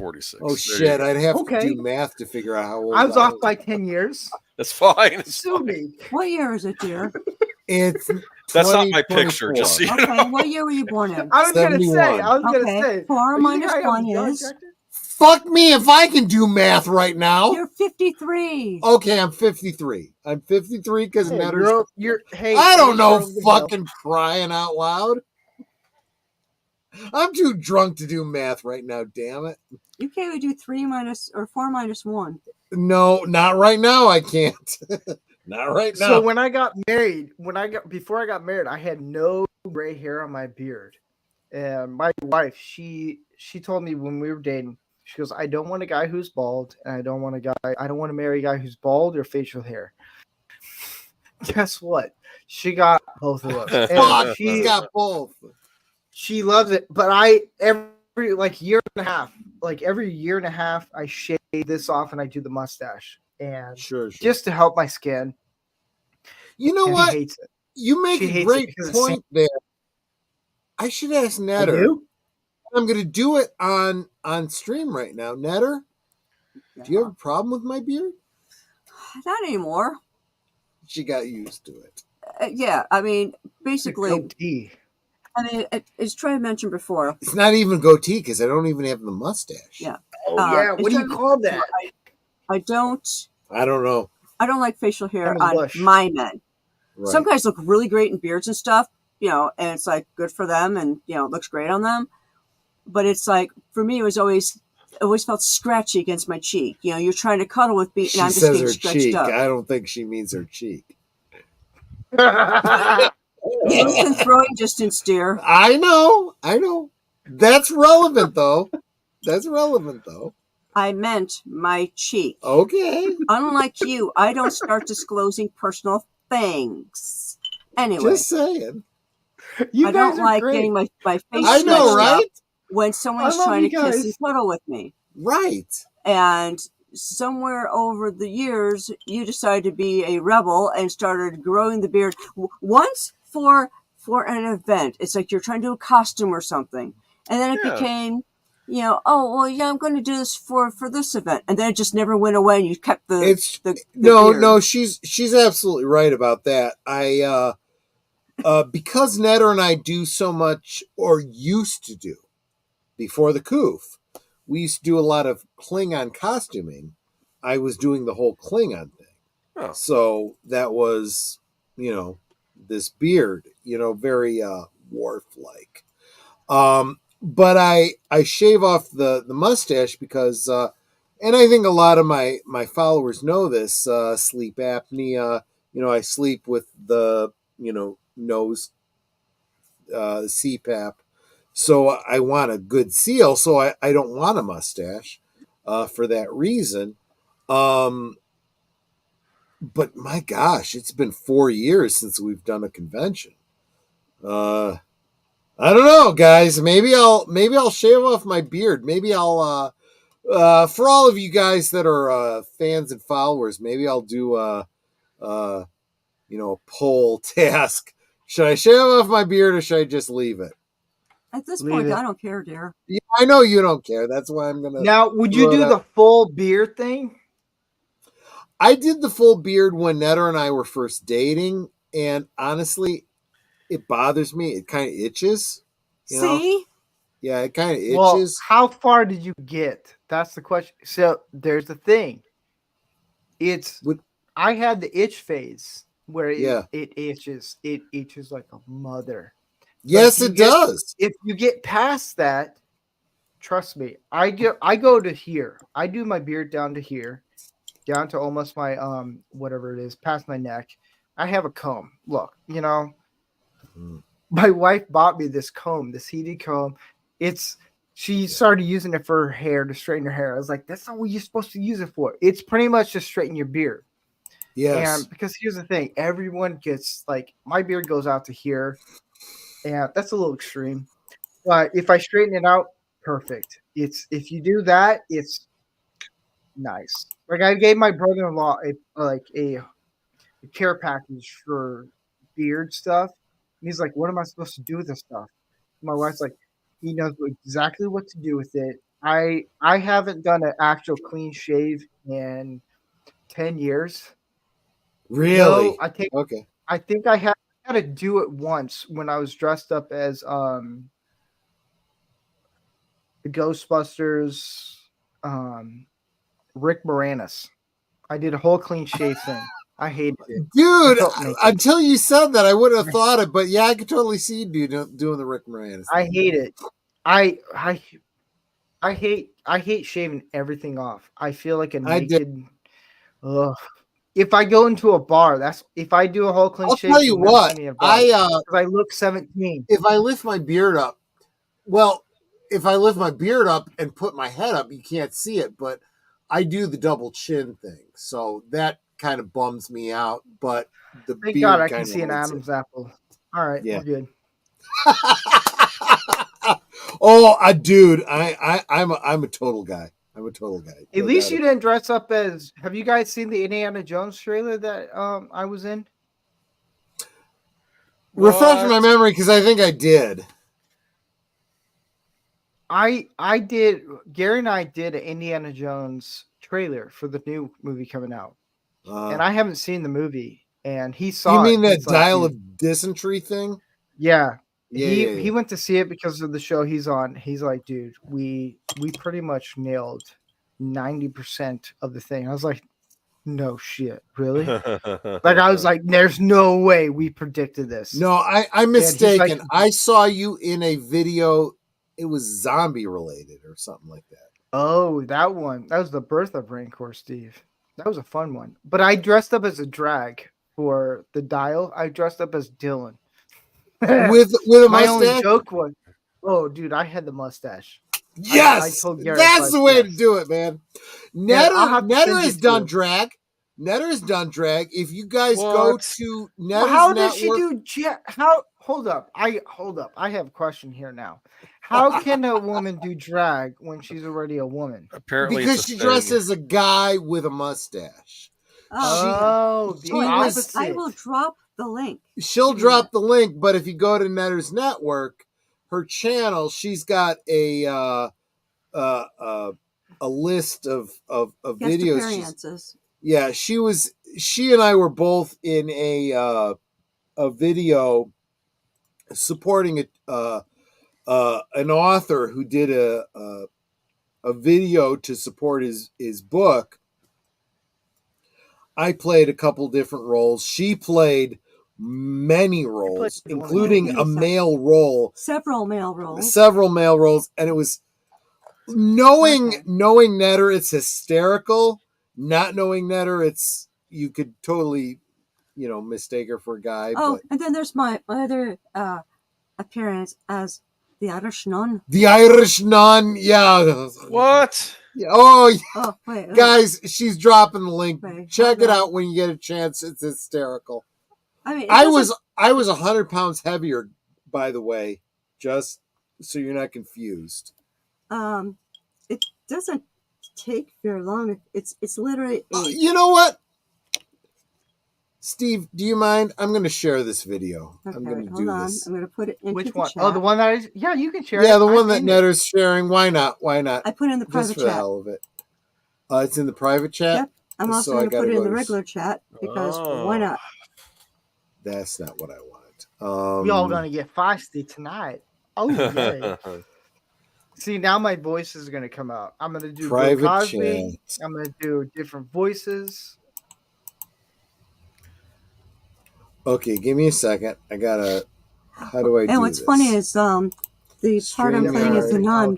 I was rehearsing my lines, and the more I rehearsed them, the more I became Irish Chicago.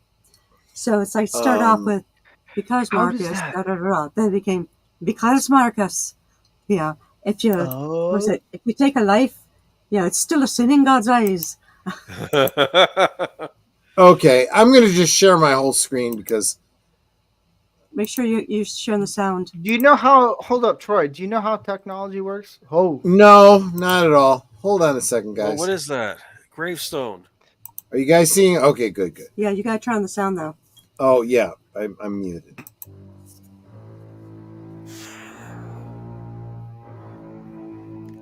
Author. Yes. That's not me either. That's not creepy at all. And actually, no, right? The very, very beginning. There's Natter on the left.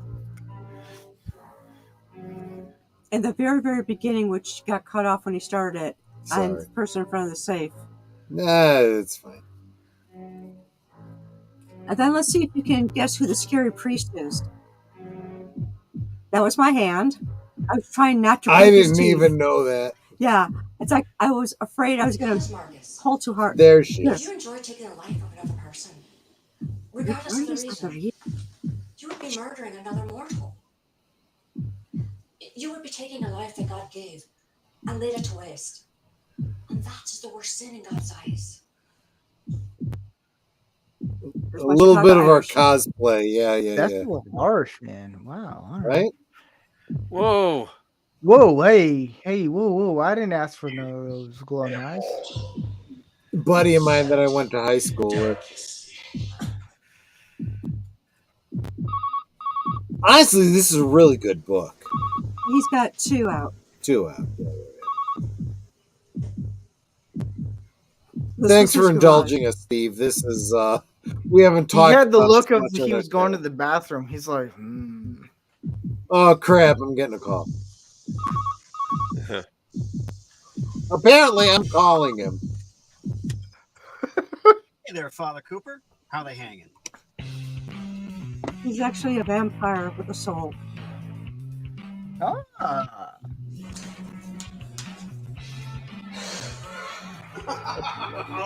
hell! No, holy hell. Holy hell! Yeah. What do you see down there? They're tied up with rope. Yeah, no. Some kind of weapon or tendons. We have both books, right? Yeah. Okay. Remember, I found the typos in the one. Yes, you did. Yes, you did. Find some other way out down there. It's a hole, Marcus. You don't make it up into the street from a hole. This was a mistake. Are an embarrassment to the church and an abomination to God. Everybody except for me, because I was laughing that he did that scene and looked back like. You okay? I'm like, yeah, I'm just friggin' acting, guys. Relax. And I did drop the link both in the chat. Because I did drop the link in the chat if you guys want to go back and watch it later. This is called The Keeper of the Sins. I went to high school with both of these guys. They were awesome. Yeah, it's The Keeper of the Sins, The Left Hand of God. And no, it's not a religious book. No, it's just a vampire story. Yeah. But he is charged with collecting cursed objects and put them away for safekeeping. They send him because he's a vampire. Right, exactly. Interesting. A vampire that works for the Vatican. Exactly. Anyway, yeah, just sharing a little bit of what we do, what we've done. I'm actually hoping to get him on as a guest at some point. It could be a lot of fun. But David Pensek is like, Netter's a nun, look out. You know, the funny part, honey, is that I'm not even Catholic. I was never Catholic. She never was. Yeah, that's right. I grew up Catholic, Italian Catholic. Netter, very much Protestant. Mm-hmm. No. Almost Anglican, really. The thing is, though, my mother's from England. My grandfather's Scottish, my grandmother's Welsh. And that's what I'm saying. Very Anglican, yeah. So the accents came out with no problem at all. I'm curious. Did the Anglican Church have holy orders for women or nuns or something like back in the day when it first started? The Anglican Church has female ministers. I know they have that now. Yeah, I'm just curious in the beginning what they did. Oh fuck! I don't know the history of it. I just know now. You know, just. Yeah, they have. In fact, a buddy of ours got married in the Anglican Church, and I was like,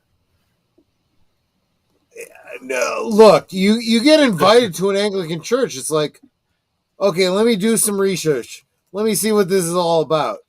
Okay, I see what the Anglican Church is. Okay, I'm good. Okay, we'll be there. No problem."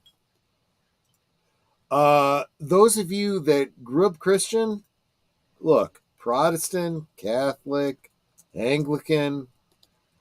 I'm sorry. They're all flavors of the same thing. They really are. Oh, I thought you were going to say, and then they set the guy in the bunny suit on fire. I'm just making Steve, stuff up. Steve, by all means, Steve, if you disagree with me, to jump in. But I I'm grew up just as like, a Scientologist. did you really? What? No, I took the test in college when I was in LA. They Whoa. had me take the test. Really? No, okay. So do you guys know who Joel Osteen is? Yes, I know. Heard- We heard know of him. Joel. Prosperity Okay, Gospel, so before I moved to LA to do film, I went on a mission trip. Wait, you in gotta back up a little bit. Where are you coming from? Nebraska. Really? Okay. So I I'm grew up in Florida. I grew up in Florida and moved to Nebraska for family stuff. And with some you. of us were like, we're gonna go to Houston, Texas for an intermission mission trip. I was like, all right, that's kind of cool. Okay. We go to Joel Osteen. Didn't know we had to pay to go to that church. I was Natter was a when fan the of fuck do we have Joel. to pay for going to church? I was never a fan of Joel Well, Osteen. kinda. No. She dug some of his sermons and this whole thing that he did where he blinked really slowly. No, he But blinked a lot, very fast, constantly. I'm like, Okay. does this guy have Yeah. new contacts or something? Yeah, okay. And it was I misunderstood. Yeah, so, I was never a fan of Joel Osteen, yeah, it's so like, I was never a fan of his. I watched it once because it's like he had said something when I was flipping through channels that caught my attention, so I stopped to listen. And then I'm watching this guy blink, and I'm like, oh, he must have new contacts. And then I happen to catch him again by chance. Like, nope, like that's just how he is. And he's still blinking. And it's like, what the frick is wrong with this guy? Sorry, Steve. Right, we just had to just I met Joel Osteen on you. Yeah. So I met him, and before I did film, and when I lived in Nebraska, I did a bunch of film stuff, really stupid, independent, like just kind of stuff. And I met him. I was like, I didn't know we had to pay to go to this church. I asked the guys, I was like, when do we have to pay this stuff? Like, it's church. I'm not tithing. And I met him, and he shook my hand, and I was like, you know what? This was a great Broadway theater. I got kicked out of the church. To this day, I'm still not allowed to be in the church because I offended him. Oh, and I'm my like, God. dude, you're a hoax. And so then I moved to LA, and then I went to Mosaic Church where Erwin McManus went. And right. I was like, this is cool. I like it. And I have no idea where, Joel Osteen, whatever. Yeah, I called him out. I called this bullshit out. I was like, dude. And then like 10, 15 years later, finds out a guy who's working on his house finds like $20,000 in between his wall. Like as he's like remodeling his house, he found like $20,000. It's like, oh, he's been, yeah. I don't trust Joel Osteen. It's, those big churches, I've never been a big fan. I like smaller churches, and the biggest I went to I liked was Mosaic in LA, where Erwin McManus went, that he taught. I bought some of his books. I like his stuff. And then I'm very picky. I like a pastor who's challenging, who challenges you to do things. Let me real quick ask you a question, Steve. Do you consider yourself to be, is there any denomination that you consider yourself a part of? Yeah, Scientology. No. I would be more that's what I was gonna get to. Yeah. Dang it. All right. I would be more non-denomination. Mm-hmm. I'm not a big, even though they're more evangelical, I'm not a big fan of pushing Christianity. That's why on my show I never push. If someone wants to know who God is and all that stuff, cool, we can have a conversation. It's interesting because what you're describing is exactly the way Jesus was. Yeah. I hate when people push Christianity down their throats. I'm not a big person who, if some people want to go on the streets and preach God's name, like, good for you. For me, it's a comfort zone. I don't feel that way. If someone, like, if I'm at a gun range and someone asks me about my tattoos, cool. Like when I went to Russia, I filmed in Russia for a month before Trump became president. trust me, I got a lot of flack. Some people thought I was part of the whole entire Russia hoax thing and stuff. I was like, I'm Here we not go. that. I Yeah, only exactly. filmed for a sports organization that I'm never going to film for because I have an issue with filming for churches and they're abusing that power. I'm like, look, I've done this for 20 some years. I know what I'm doing and I get abused. And I'm like, it's a tough issue for me, but I would Yep. love to film for churches. But when I was in Russia, I hate telling my story because it's like, I don't know how to explain it. And people that we went to a prison where a bunch of like a halfway house or something, whatever you would call it. And Sure. a bunch of prisoners from Russia who got out of prison and they were trying to get their life on right. They wanted to know my story because in Russia, when you're in a small village, if you have tattoos, you're pretty much an ex-con. If you have a beard, you're a priest. I had both at the time. So they didn't know who I was. They didn't know if I was a priest that went to prison or a con or an ex-con who became a priest. So they're like, we want to know his story. So on this arm is my whole entire life story. That's how I tell the gospel and everything. Sure. And so I told that in Russia, and it was comforting. It's like, as long as you want to know, I'll talk about it. When I went to film school in LA, they had the Scientology people do the test thing. Like, if you all have seen the South Park episode of the Scientology, right? We have to put your hands on the stupid shock thing if you tell a lie. That's what I thought it was. The whole auditing thing. Yeah. Yeah.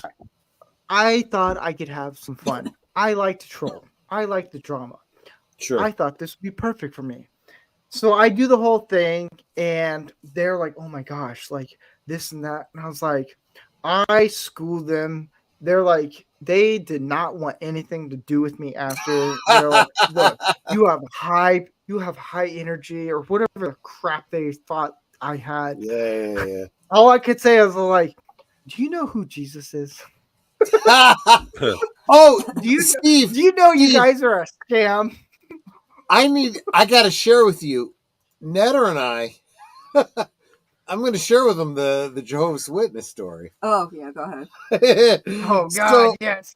Netter and I were living in an apartment building.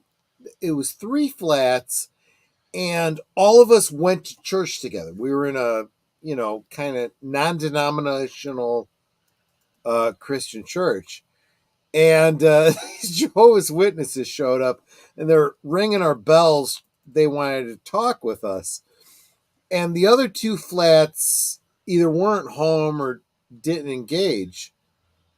They contacted Netter, and Netter's like, Troy, not sure. And I'm like, what's going on here? We're from the Watchtower, and you want to study the Bible? Okay, come on in. Netter, can you get us some lemonade and refreshments and come sit down? Are you sure not Kool-Aid? And would you like to share some scriptures with us? Or were you looking for us to share some scriptures with you? And immediately, as soon as I said that, they looked at each other like, no, we want to share some things with you. I'm like, oh, awesome. Let me grab my Bible. And they were like, oh, they already knew they were out of their league.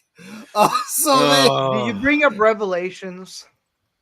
Oh, no, yeah. So they, no. They started out with the book of Daniel, right? Oh. And they start out with, the weeks of years and blah, blah, blah, and all this bullshit. And I'm like, guys, I'm sorry. I'm not following you, but let me share a scripture with you real quick. So the apostles came to Christ and they said to him, Lord, are you about to bring about the new Jerusalem that was promised to our forefathers? And he said, it's not for you to know the times and the dates set by the Father's own authority, but you will know the truth when the Spirit comes in power. I said, guys, I don't follow, this, very detailed stuff you're sharing. I take grace from what Christ said. I don't need to know when Christ is going to return, because the fact is I could die tomorrow. I need to have my shit on straight. He did not say shit. No, I didn't say shit. Yeah. Your act together. She's right. She's right. I might be a little loose with my language because of the drink, but at the time I wasn't. I got myself on straight with Christ now because I've already dedicated myself. And they were blown away. They had no idea what to say to this. They were not prepared in their,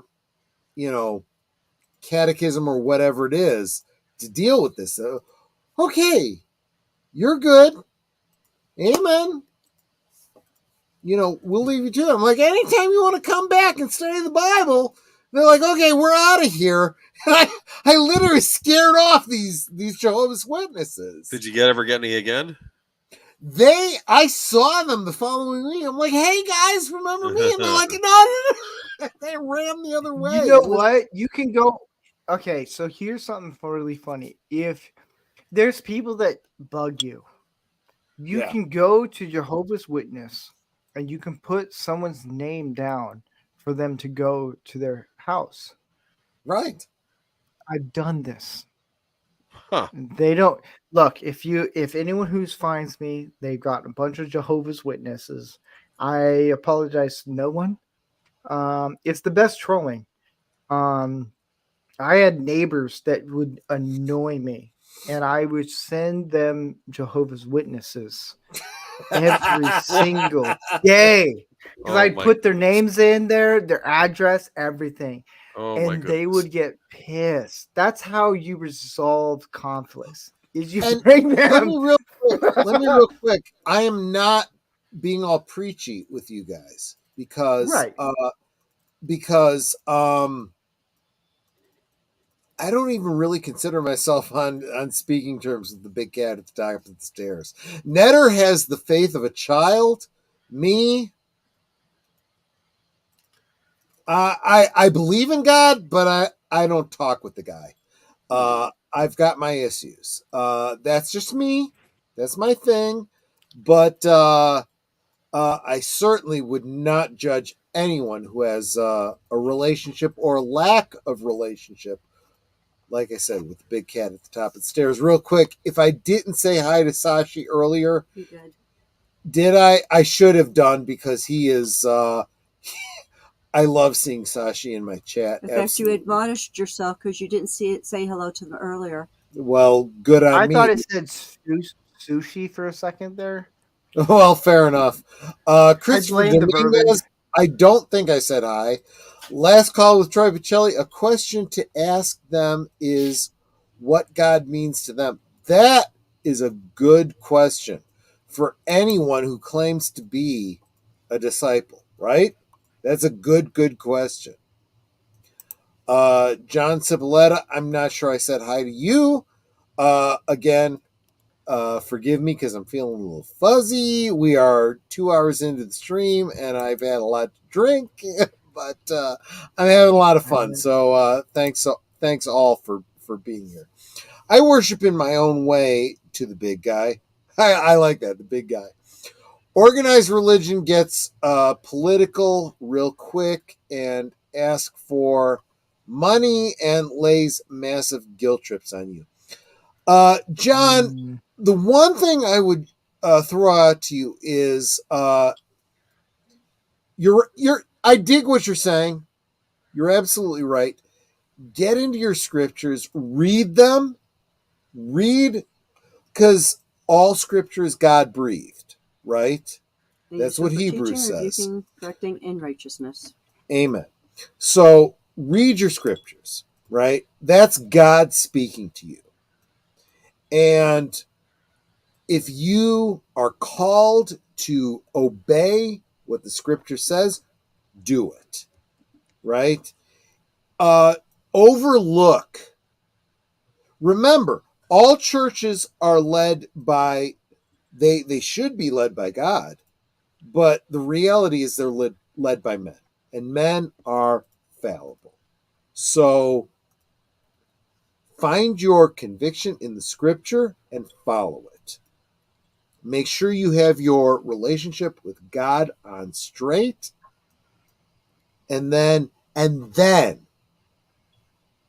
seek your church, seek your fellowship, because the fellowship is important, right?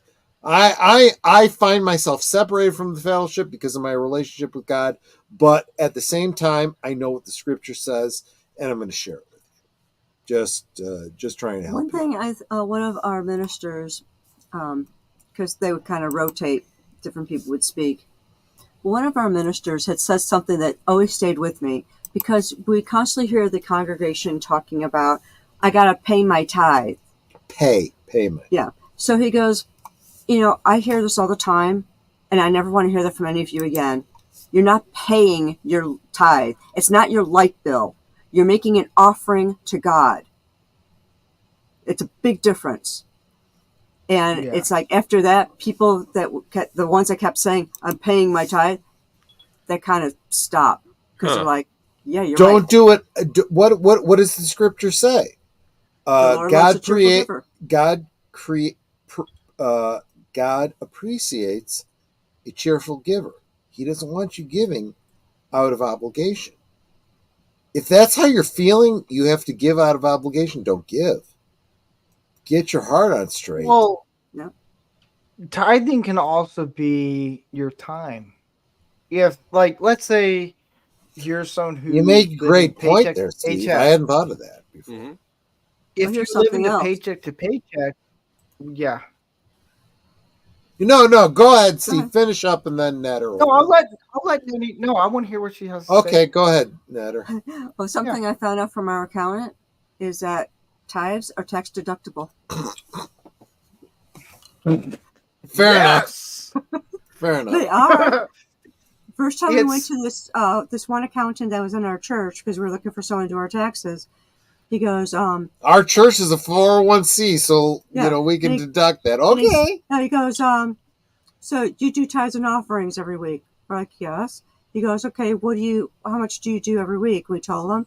He gets on his calculator. He goes, okay, this is how much we're taking off in a deduction, because tithes and offering are tax deductible.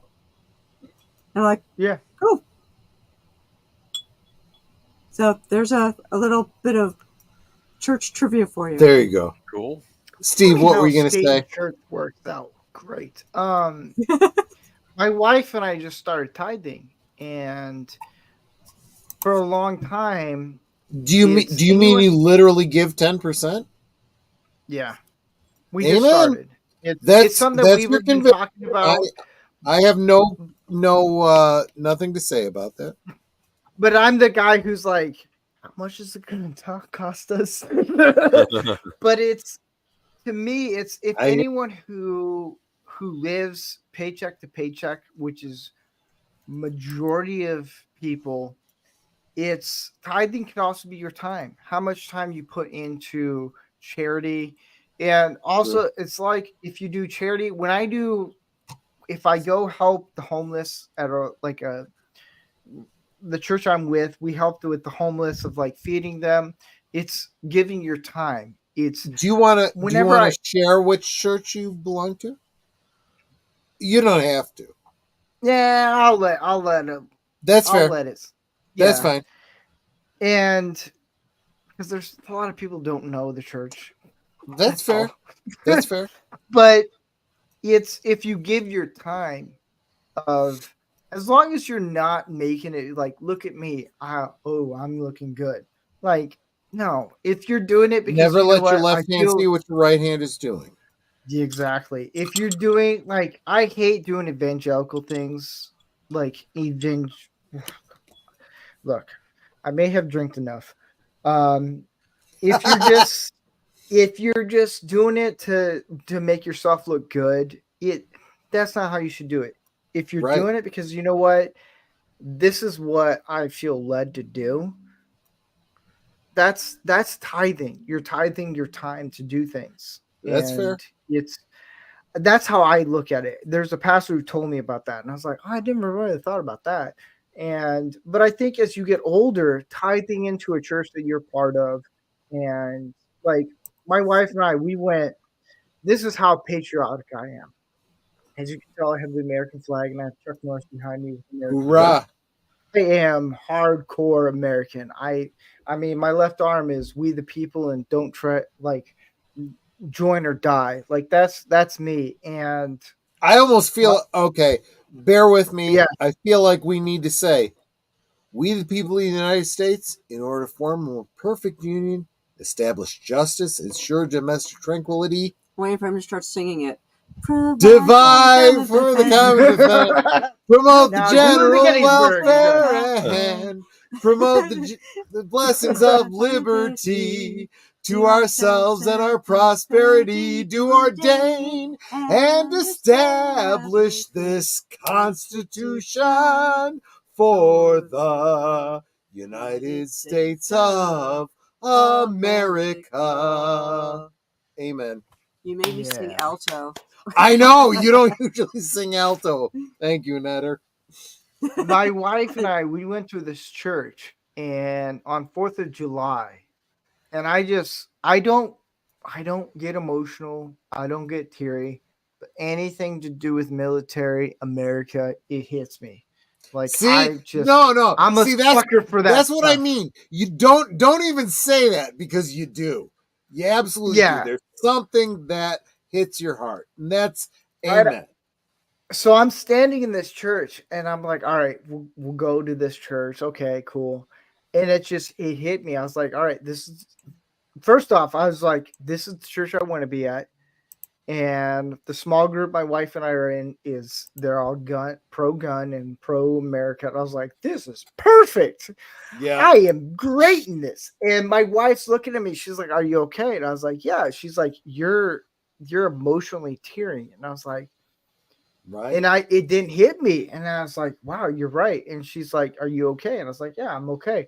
It's because the church that we're at is very pro-America, but they don't push. A lot of churches, they push their ideology of how America should be or stuff. It's the church we're at they're very much not that. They're like, look, we don't care what your views are. If you believe this, cool. If you believe that, all right. Like, we're here together. And I told my wife, I was like, this is the church. All right, let's do this. And it's been fun. I like it. It's because they have fireworks that shoot off in the church. And I was like, this is cool. And then I was thinking Mel Gibson going to pop out as like the Patriot. And I was like, come on, let's do this. Real quick, I want to shout out John Ciboletta. In 1787, I'm told our founding fathers all sat down and wrote a list of principles that are known the world around. The USA was just starting out in old brand new country. And so our people spelled it out. We wanted a land of liberty. You know what? Is that from Schoolhouse Rock? Another Schoolhouse Rock. Schoolhouse Rock. We came from a generation that had an incredible blessing with Schoolhouse Rock. We learned so much that the subsequent generations, you have so much to learn. You really do. You really do. Well, what's really great about Schoolhouse Rock is that you learn things like, I'm just a bill up on Capitol Hill. I'm just a bill. Yes, I'm only a bill. And I'm sitting here on Capitol Hill. And now I'm off to the White House for the president to sign with a lot of other bills. It's like, does that sound like Bill Cosby doing that? Let's be honest. A little bit. I think Satchmo you know, but yes, I see Yeah. what you're saying. Yeah. It's like the preamble one saved me during the 8th grade Constitution test that we had to take. We the people, in order to form a more perfect union, establish justice, ensure domestic tranquility, provide for the common defense, promote the general welfare, and secure the blessings of liberty. To ourselves and our posterity do ordain and establish this Constitution for the United States of America.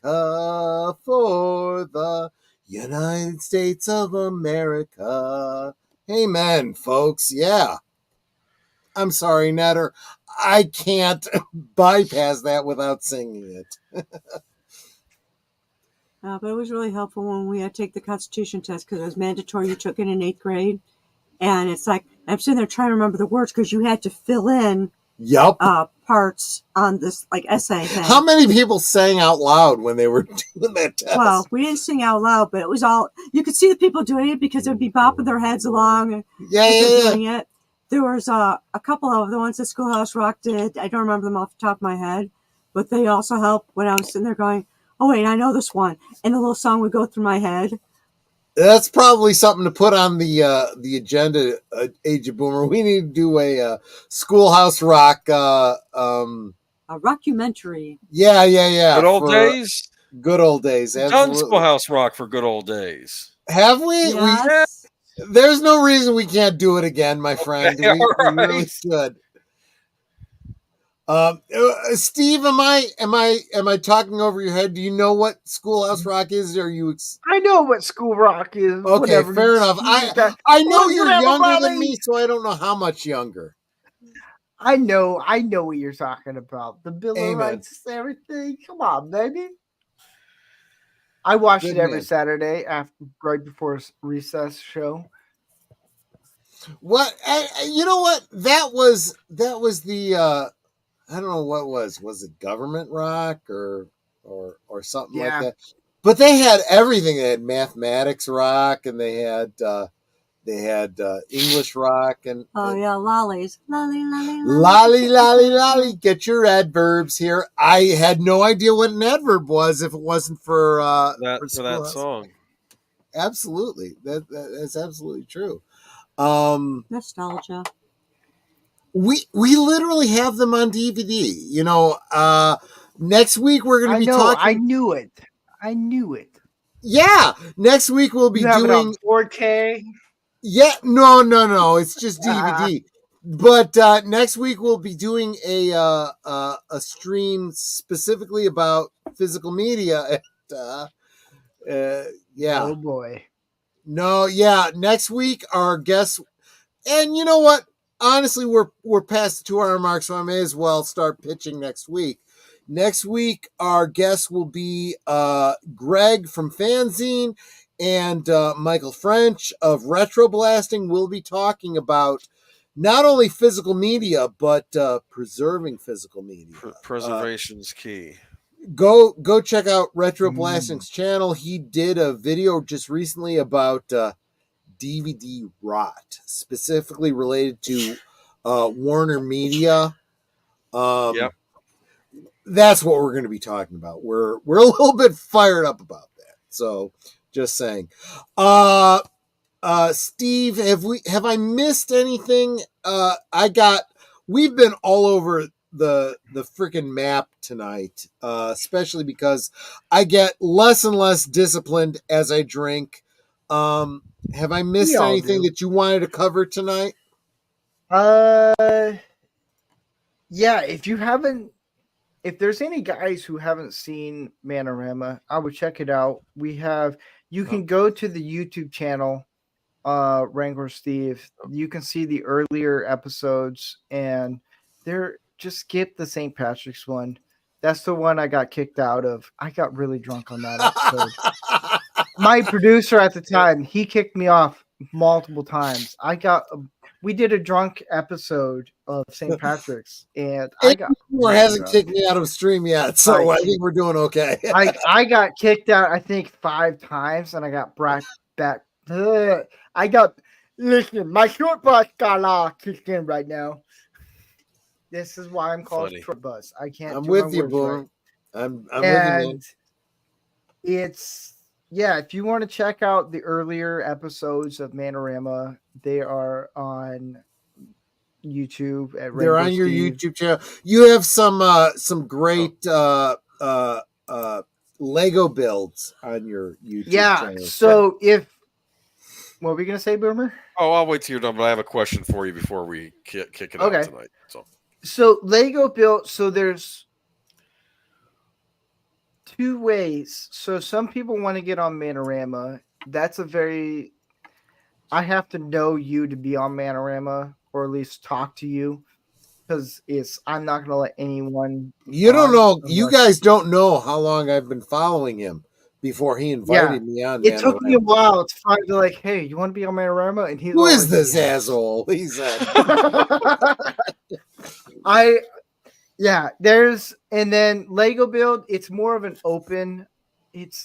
I don't get why baffles me. It's like people will watch pop culture shows and all this stuff, and okay, cool, but then you start building Legos, and I get drunk on those shows. People like watching them. I don't get it. I really don't. But people find it relaxing to watch me build Legos while I get drunk. Click. Dude, I don't get it, but people like it. It's become a huge thing. So I do a show called Lego Build. That's kind of not scheduled because it's just Legos. It's almost an ASMR kind of thing. It is. And so Lego Build is based on how much I save up when I can get it, or if I get it as a gift. So there's no real set schedule. Usually I do it in the weekend and I let people know. And it's people who don't watch Manorama will watch Lego Build. I do a cooking with Rancor Steve, where I teach people how to cook, because a lot of people have been asking about that. And then I'm going to do a firearms with Rancor Steve soon. That'll be another show where it's all pre-recorded. I ain't going to do that live. So if anyone wants to be on the Lego Build, I just hear people talk, conversations, and I'm just building. I have no idea what's going on. I really don't. I'm more pay attention to building things. Like I did the Batmobile and the Back to the Future, all 8 hours. I was like, I can't do this. It took me 2 streams to do those.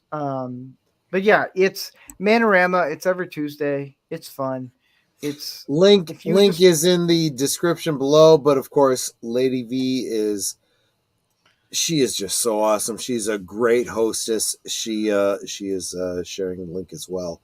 Awesome. Please make sure you're subscribed, because the last 2 streams I've hung out with Rancor Steve on his channel. He's got a great panel every week. Please check him out on Rumble. I honestly believe Rumble is the future. I'm hoping at some point we will eventually be migrating from YouTube to Rumble, but we'll see. Anyway, I have a question for our guest. Go for it. Before we call it a night. I plead the fifth. Okay, no. What is the worst sim tweet, or one of the worst, one that sticks out in your head that you did on your stream? If you can think of one. Hold up, I got it here somewhere. We just did this one. So just in case there's anyone who doesn't understand simp, and please correct me if I'm misunderstanding the concept, but simp is a guy who is fawning over a internet female character who because they have no skills in real life. Do you want me to show here? I'll show it to you. Go for it, dude. Here, I'll pull it up. I can't believe I'm pulling this You one up. share something you want me to bring up? Yeah. Oh, that's the yeah. tweet. Oh, what's Yeah, going we on talked here? about this What is this? on Tuesday. That's the Oh, creepiest no. one. That's the creepiest one. So Oh, God. the gist of it is, this is how we do Don't Be That Guy. We disregard the top Oh. one. We go for the comments. And this guy, and It makes me yeah. depressed, actually. So our goal is to help guys. Hey, look, don't be this way. How do we do a comment that doesn't sound like a simp or creepy? That's the gist of that segment. But that's the worst one. This Dude, that is one, excuse it's me. kind of sad, really. When he says I'll drop another 1,000 next stream, is this yes, $1,000? I asked this on Tuesday. He's talking about $1,000 fucking dollars. Yeah, it is what you think it is, Boomer. These guys, so this is what simping is. They are paying for attention from these girls. I'm wondering, especially with this online stuff, I wonder if this is tied to how someone could become like a gambling addict, if it's a similar kind of. You know what? I would imagine that the serotonins in the brain, you're absolutely right. It's the same kind of thing. They get addicted to this kind of thing. Look, if I'm completely fair, I think most of the people in the chat know I'm kind of addicted to my wife. She pulls out the serotonins in me. And let's face it, Steve, disagree with me if you do, but I think that's the healthy way to be in a relationship. If you are in a relationship, you are connected that way, right? You have these serotonin responses in the brain that are connected to your wife. You're, not some other random stranger on the friggin' internet. Help me out here, Steve. Am I right? I think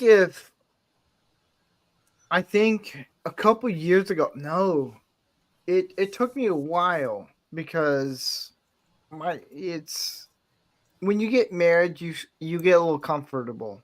In a good way, I think. But yes, you're right. It's kind of like almost like a roommate kind of thing, and some guys deal with that. And there's a moment where a guy finally clicks, and they're like, "Oh my gosh, my wife is everything." And I'm at the point now where if someone breaks into my house, the first thing is I sacrifice myself. Yep. Like, protect my wife, I protect my family, whatever it is. Yep, whatever I have absolutely right. to do, that's my job. Yep. And as men, it's not easy being men. That's the whole point that I try to put out is it's not being easy being men, but when we get to the point, we have a lot of things that we deal with. And when we talk to other men who give out, like Andy Masterson, he gives out great wisdom, and I learn everything. I learn new things from him every week. He is awesome. And I don't know if he's still listening here, but the time he's probably building. He's probably working on Dylan Mulvaney action figure right now. Right. And then he's gonna send me and Dylan Mulvaney as a package as one. But as a father and as a husband, your head, motherfucker. He really is life goals, right? Yeah, that's the whole point. Is if you can get guys who can come on and just talk about, hey, this is what I struggle with, this is what I deal with, and you get some people like, hey, I dealt with this, and this is how we do it. That's what the whole show is. 31 years, Netter has not strangled me in my sleep. I figure I must be kind of doing something right. And honestly, I count on her to tell me if I'm not. Yeah. And I think when it comes to marriage, a lot of guys, they think, oh, I'm everything in the marriage, it comes down to me. That's true, but sometimes your wife, she got some wisdom, Yep. and the guys, I'll say this, and I've said this on God my put show, her in my life for a reason. and I always say this multiple times on my show, guys, we are dumb when it comes to signs. We are dumb It's on true. a lot of levels. It's very true. When Ask your Netter, wife- she'll tell you that. yeah, when I'm your not wife saying says, a word. "Hey," or your girlfriend, and she says, "Hey, this and this and that," maybe listen to her a little bit. Doesn't mean you have to listen a all the little bit. way. Yeah. But you know what? She's giving you some warnings. It's okay. Because I know there's a bunch of guys that are red pilled that listen to Andrew Tate or whatever. Yeah. All those whole like men can do all this stuff. Women should fully submit. bullshit. It's like, Yeah, you know yeah. what? If your woman in your life is saying this, you know Listen what? to it. How about Yeah. just listen a little bit? It's okay. Listen. And Doesn't mean you know have what, to fully Steve? listen all the way. I would also Yeah. say to all the women out there, understand that men need you to be direct. If you think, Yes. oh, he should understand when I'm indirect and my looks and no, fucking tell him directly. Men need to be told directly. Okay, Yes. we're And not also because the level of misunderstanding to the repercussions are just not worth it. Be straight. Don't here's fuck another around. thing I'll say this. Women who are watching this right now, if you're dating or married, don't change your husband. Don't. Because Right. here's the thing. I'm against I'm against the term happy wife, happy life. Because here's the thing. A man will do everything to make his wife or his girlfriend happy. But in the long run, you're making yourself miserable. Just don't force your husband or your boyfriend to change the way you want it to be, because you're trying to change it to what you're used to. Just talk to him, be what Troy said, be direct, be like, hey, look, I don't like this. Because And if 9 out he's of 10 open times to the it, he'll guy's be gonna open be to it. If he's yeah, not, maybe it's not the right fit. because 9 Lady out of V 10 makes times a great point here. I'll be direct as fuck till I get tired of being a broken record. Yeah, you know what? I'm gonna take on the lady's point of view. Yeah, absolutely, guys. Listen to your women. If they say this is what they want, take them at their word, right? And be direct with them too. If you can't be what they want what they want you to be upfront about that. If they say something that calls you to be better than you are, do it. Because they are calling you to something higher, and that's a good thing. That's good for you, and it's good for her. Because Just all saying. a woman wants is a man to provide, respect them. And a lot of women will take that as, I want to change them. No, just tell the guy directly. 9 out of 10 times, the guy will be like, oh, okay, you want me to do this. That makes me wonder, Netter, have you ever felt you had to change me in any way? I don't think I ever had to change you. Well, it depends on what you mean by change. Do you mean, I don't know. Attitudes in Look, in attitudes, I think we both need to meet in the middle sometimes. But no, I mean what Steve means, like change the very nature of man. No, it's like, I'd like if you helped me around the house a little bit more, but In fairness, I don't think you realize how much I do around the house. We've talked about a certain YouTube channel. What is it? It's the help me out here. The what is it? The Dadvocate. A girl that does a very great channel, the Dadvocate on YouTube, who talks about the fact that I don't think women realize how much men do around the house. Yeah. And men, you may not realize how much your woman does around the house. She shared a story about how her husband had to go away for a couple days, work related, and it was like 2 days in, and the dog was barking at her because it was starving, and she suddenly came to the realization: every morning my husband feeds the dog, and I don't even realize it. And women, if you've been with your man for a long period of time, you don't realize what he does every day that you don't even know. And men, it goes the other way. You may not realize what your woman does every day that you don't notice. You got to spend a day or two apart before you realize what the hell's falling apart around the house, before you realize how much they actually do. Just saying. I do the dishes a lot in this house. Sure. I love doing dishes. Look, we don't even talk about what our chores are. We just naturally fall into it after 30 years. But the fact is, you have certain things you do. I have certain things I do. I don't even think about, well, I do this all the time and you don't. I don't even think about it. It's just what I do. Wait.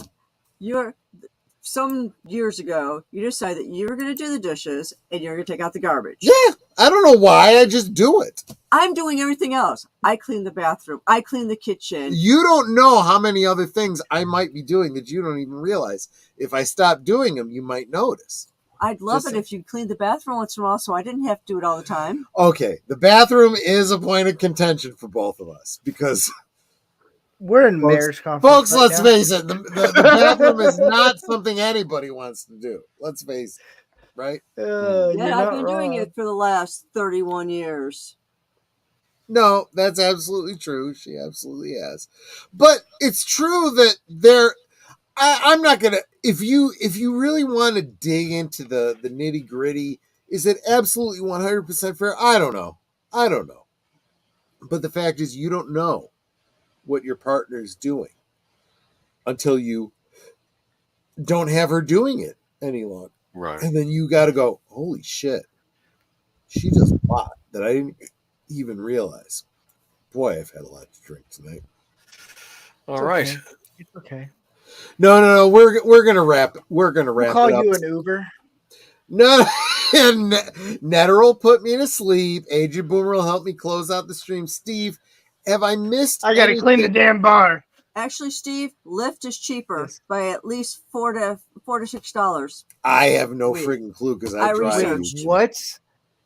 Lyft is $4 to $6 Lyft is cheaper than Uber, apparently. Oh, I have a method of driving. You close one eye. Don't do it, guys. Don't do it. I have double vision, so I can close one eye and I'm good. But close my eyes. If I'm drinking with at night, that I don't. If I'm going out to vision. the bars, if I go out to the bars, I hang out with friends who are close by. They drive me home. Drink responsibly, guys. That's all I gotta say. Yep. That's all. Yep. Never drink and drive, folks. Look. Yeah.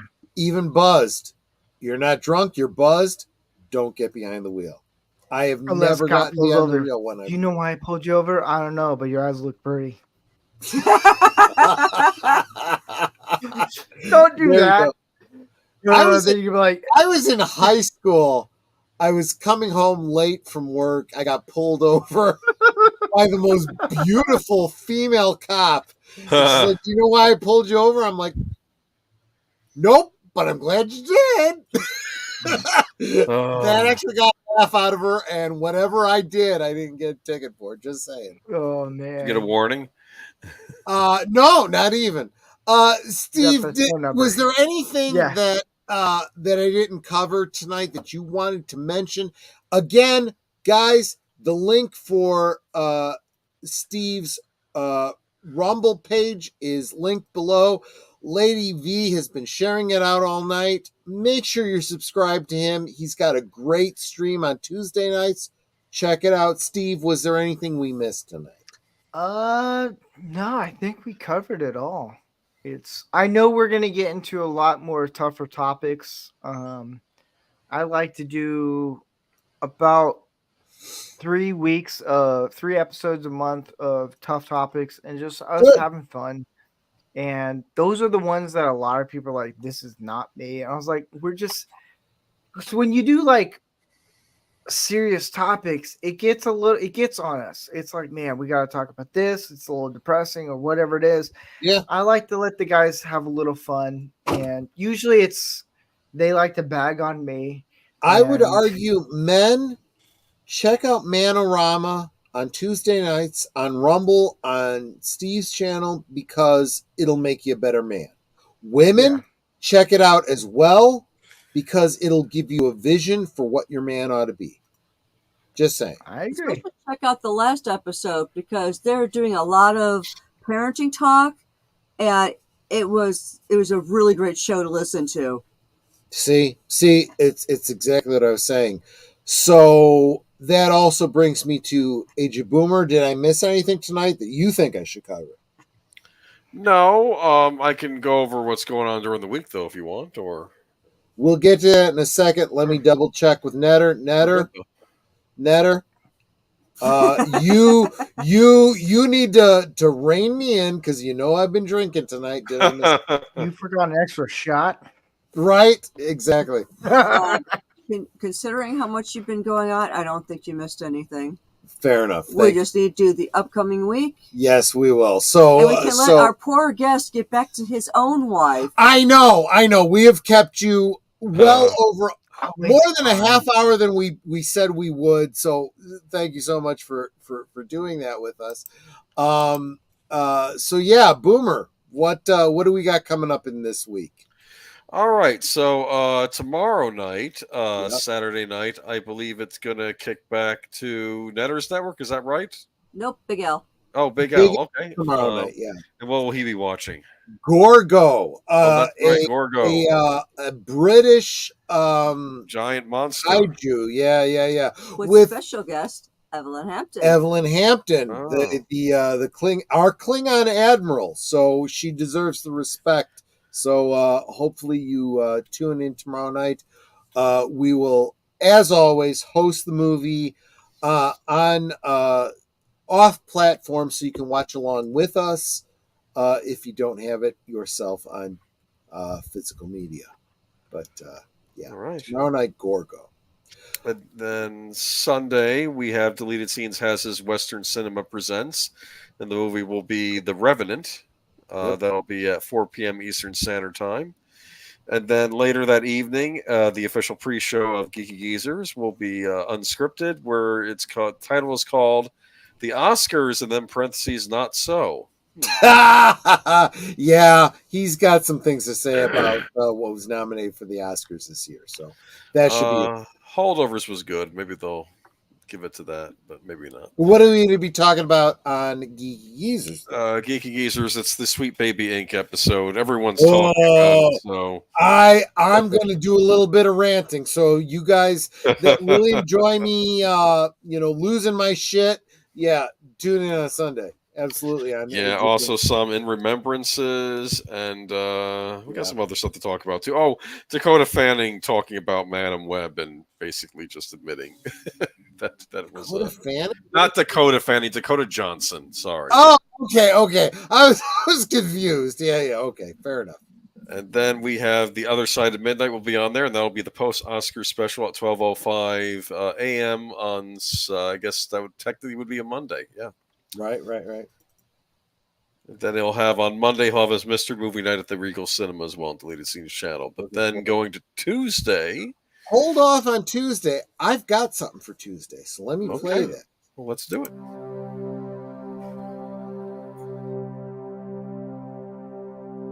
Was it seduction or illusion? Deception or murder? Nothing is what it seems in a town like Twin Peaks. Starring Kyle MacLachlan, Michael Onkean, Lara Flynn Boyle, Sherilyn Fenn, and Joan Chen.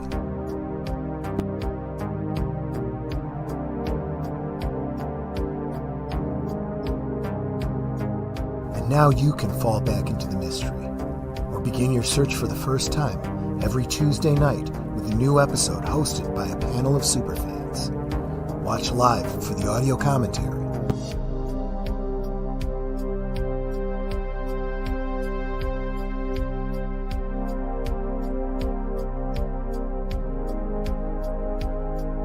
No one is innocent in a town like Twin Peaks.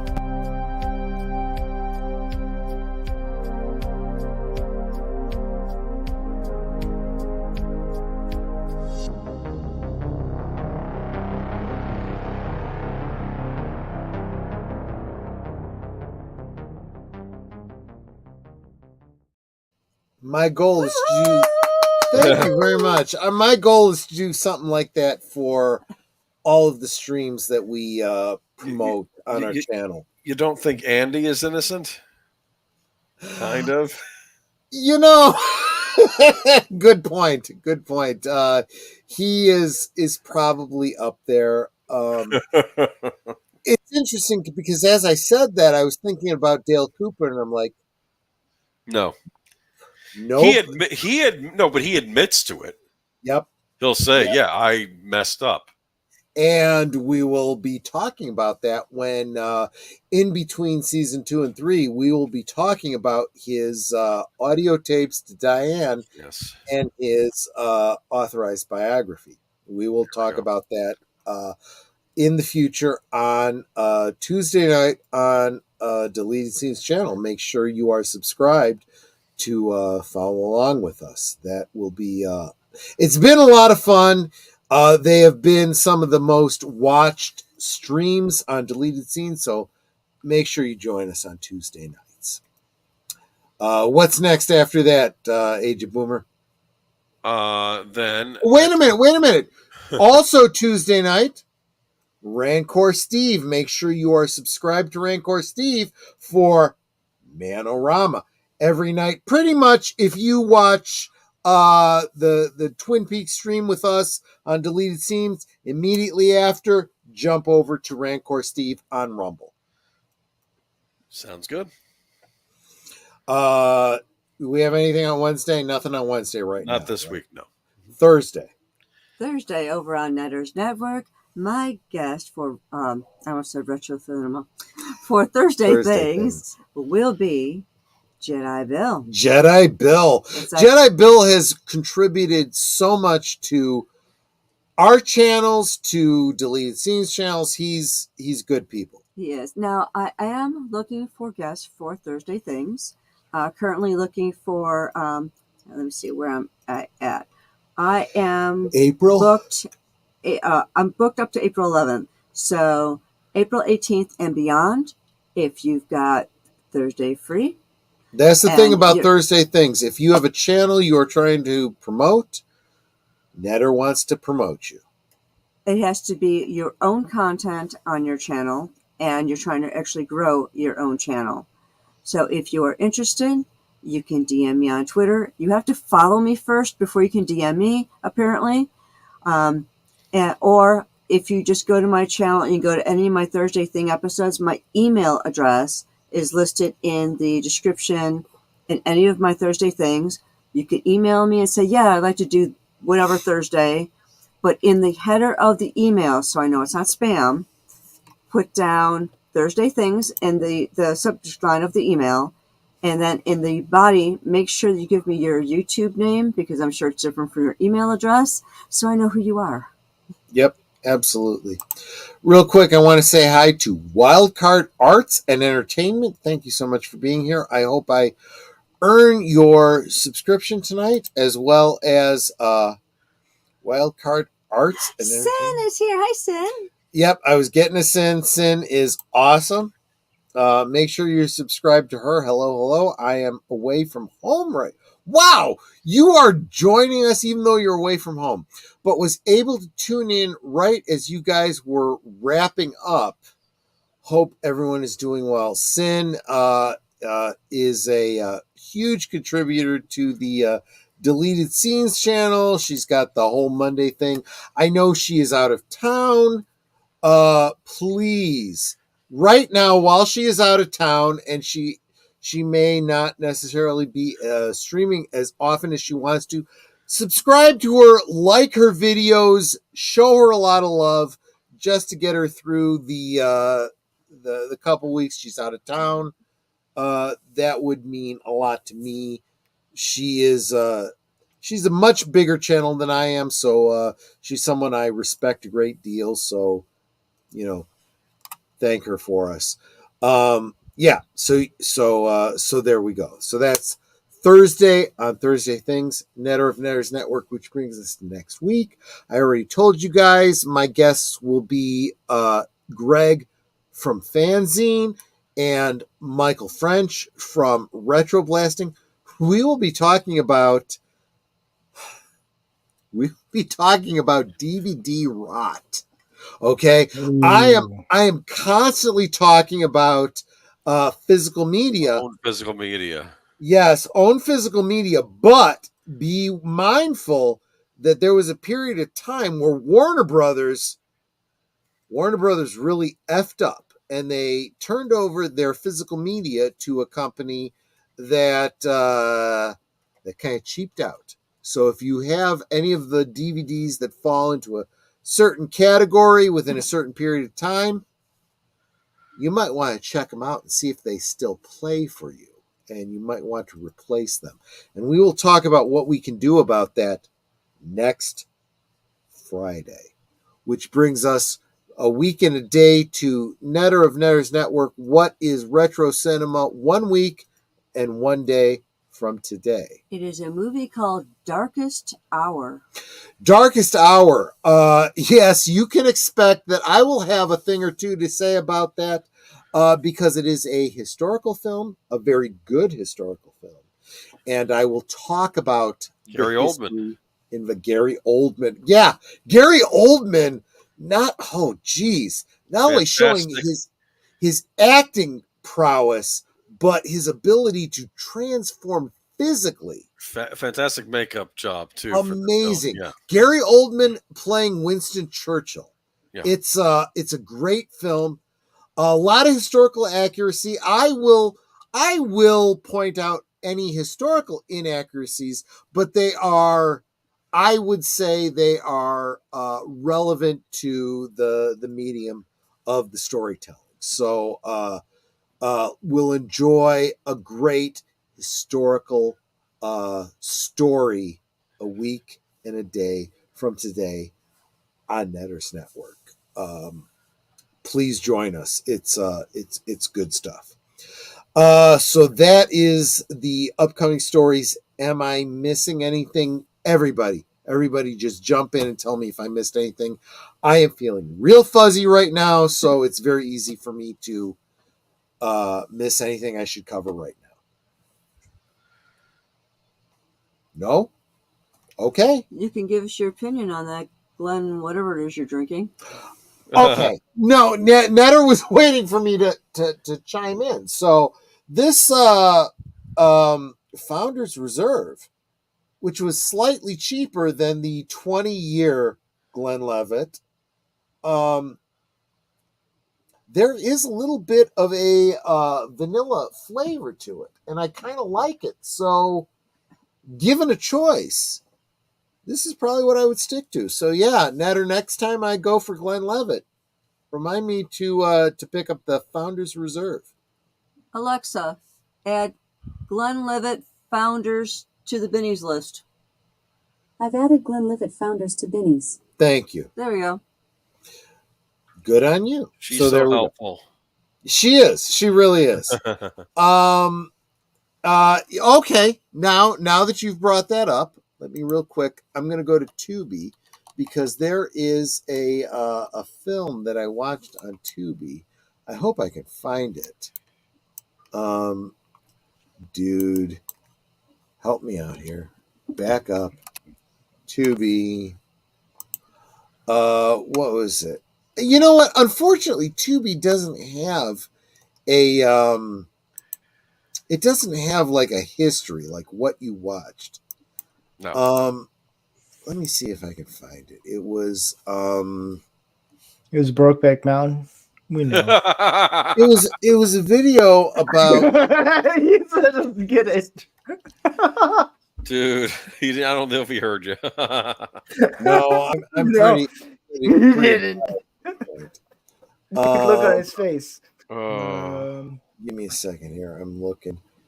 Okay, here we go. Oh. Okay. It's a movie called from 2022. Yes. The Artifice Girl. Artifice. Weird title. Artifice Girl. It is about an emergent AI. Very, very interesting. I think you would enjoy it. Check it out if you get a chance. It is on Tubi, so you can watch it for free.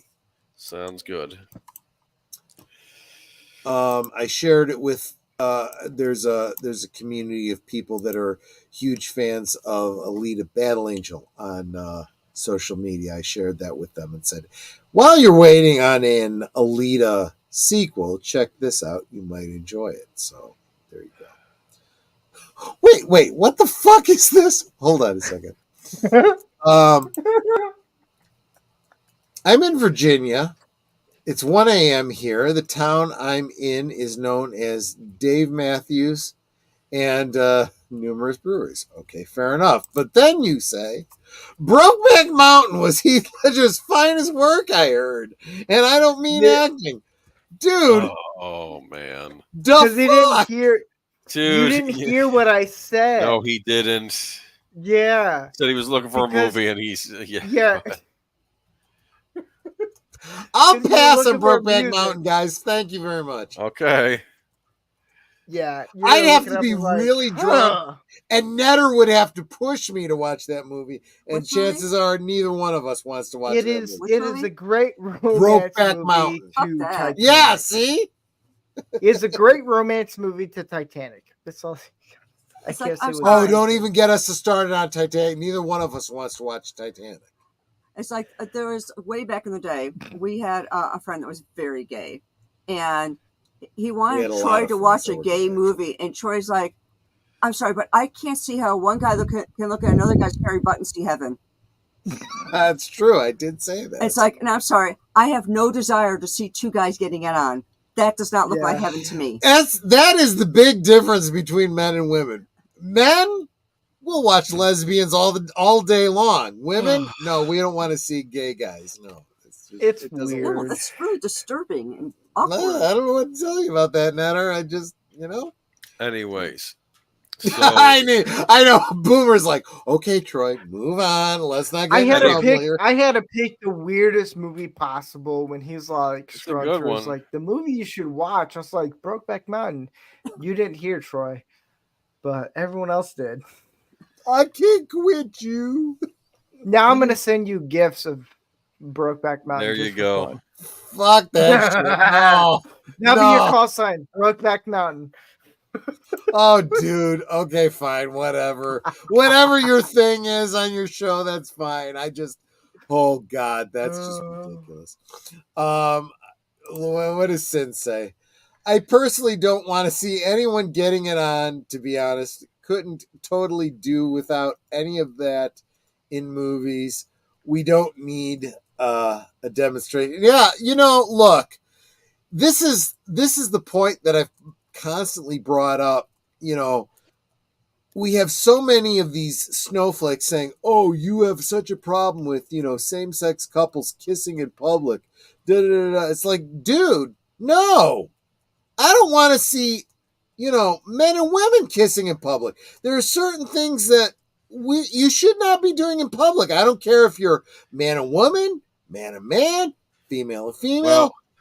Take it home in private. Do whatever you want. Now I think It of that doesn't scene. belong in public. Now I think of that scene from Planes, Trains, and Automobiles. Remember, take a picture. Remember that? Take a picture of the last launch. Oh, well, that you was shouldn't funny. be doing it in public. Screw you, asshole. No, absolutely true. Yeah, that's the other thing, Steve. We do on my channel, I do every Thanksgiving, I do a rewatch of Planes, Trains, and Automobiles just because. It's my channel and it's what I do. There you go. Okay. I do Die Hard. So. Die Hard, yeah, I dig it. I totally do.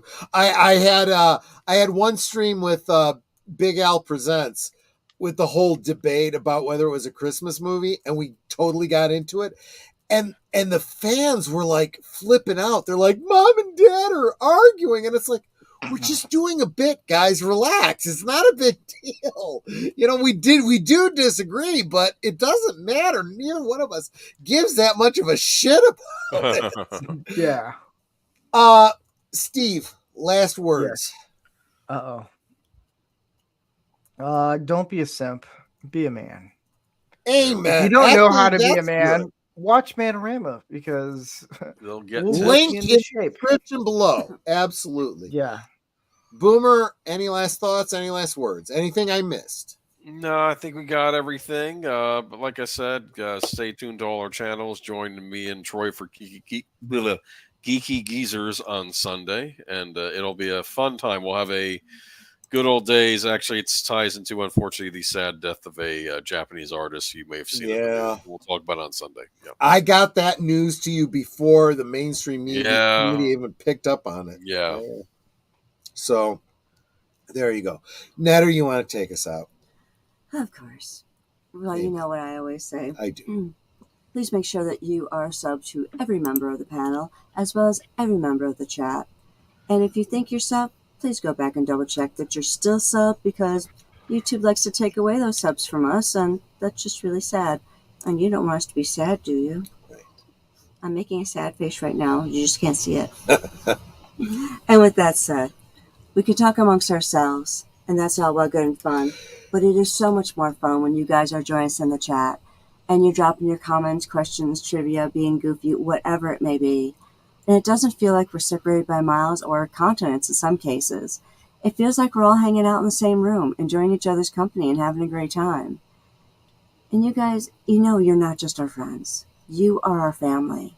We love you guys, and we appreciate you so very much. And I'm not just saying that. I'm totally sincere when I say this.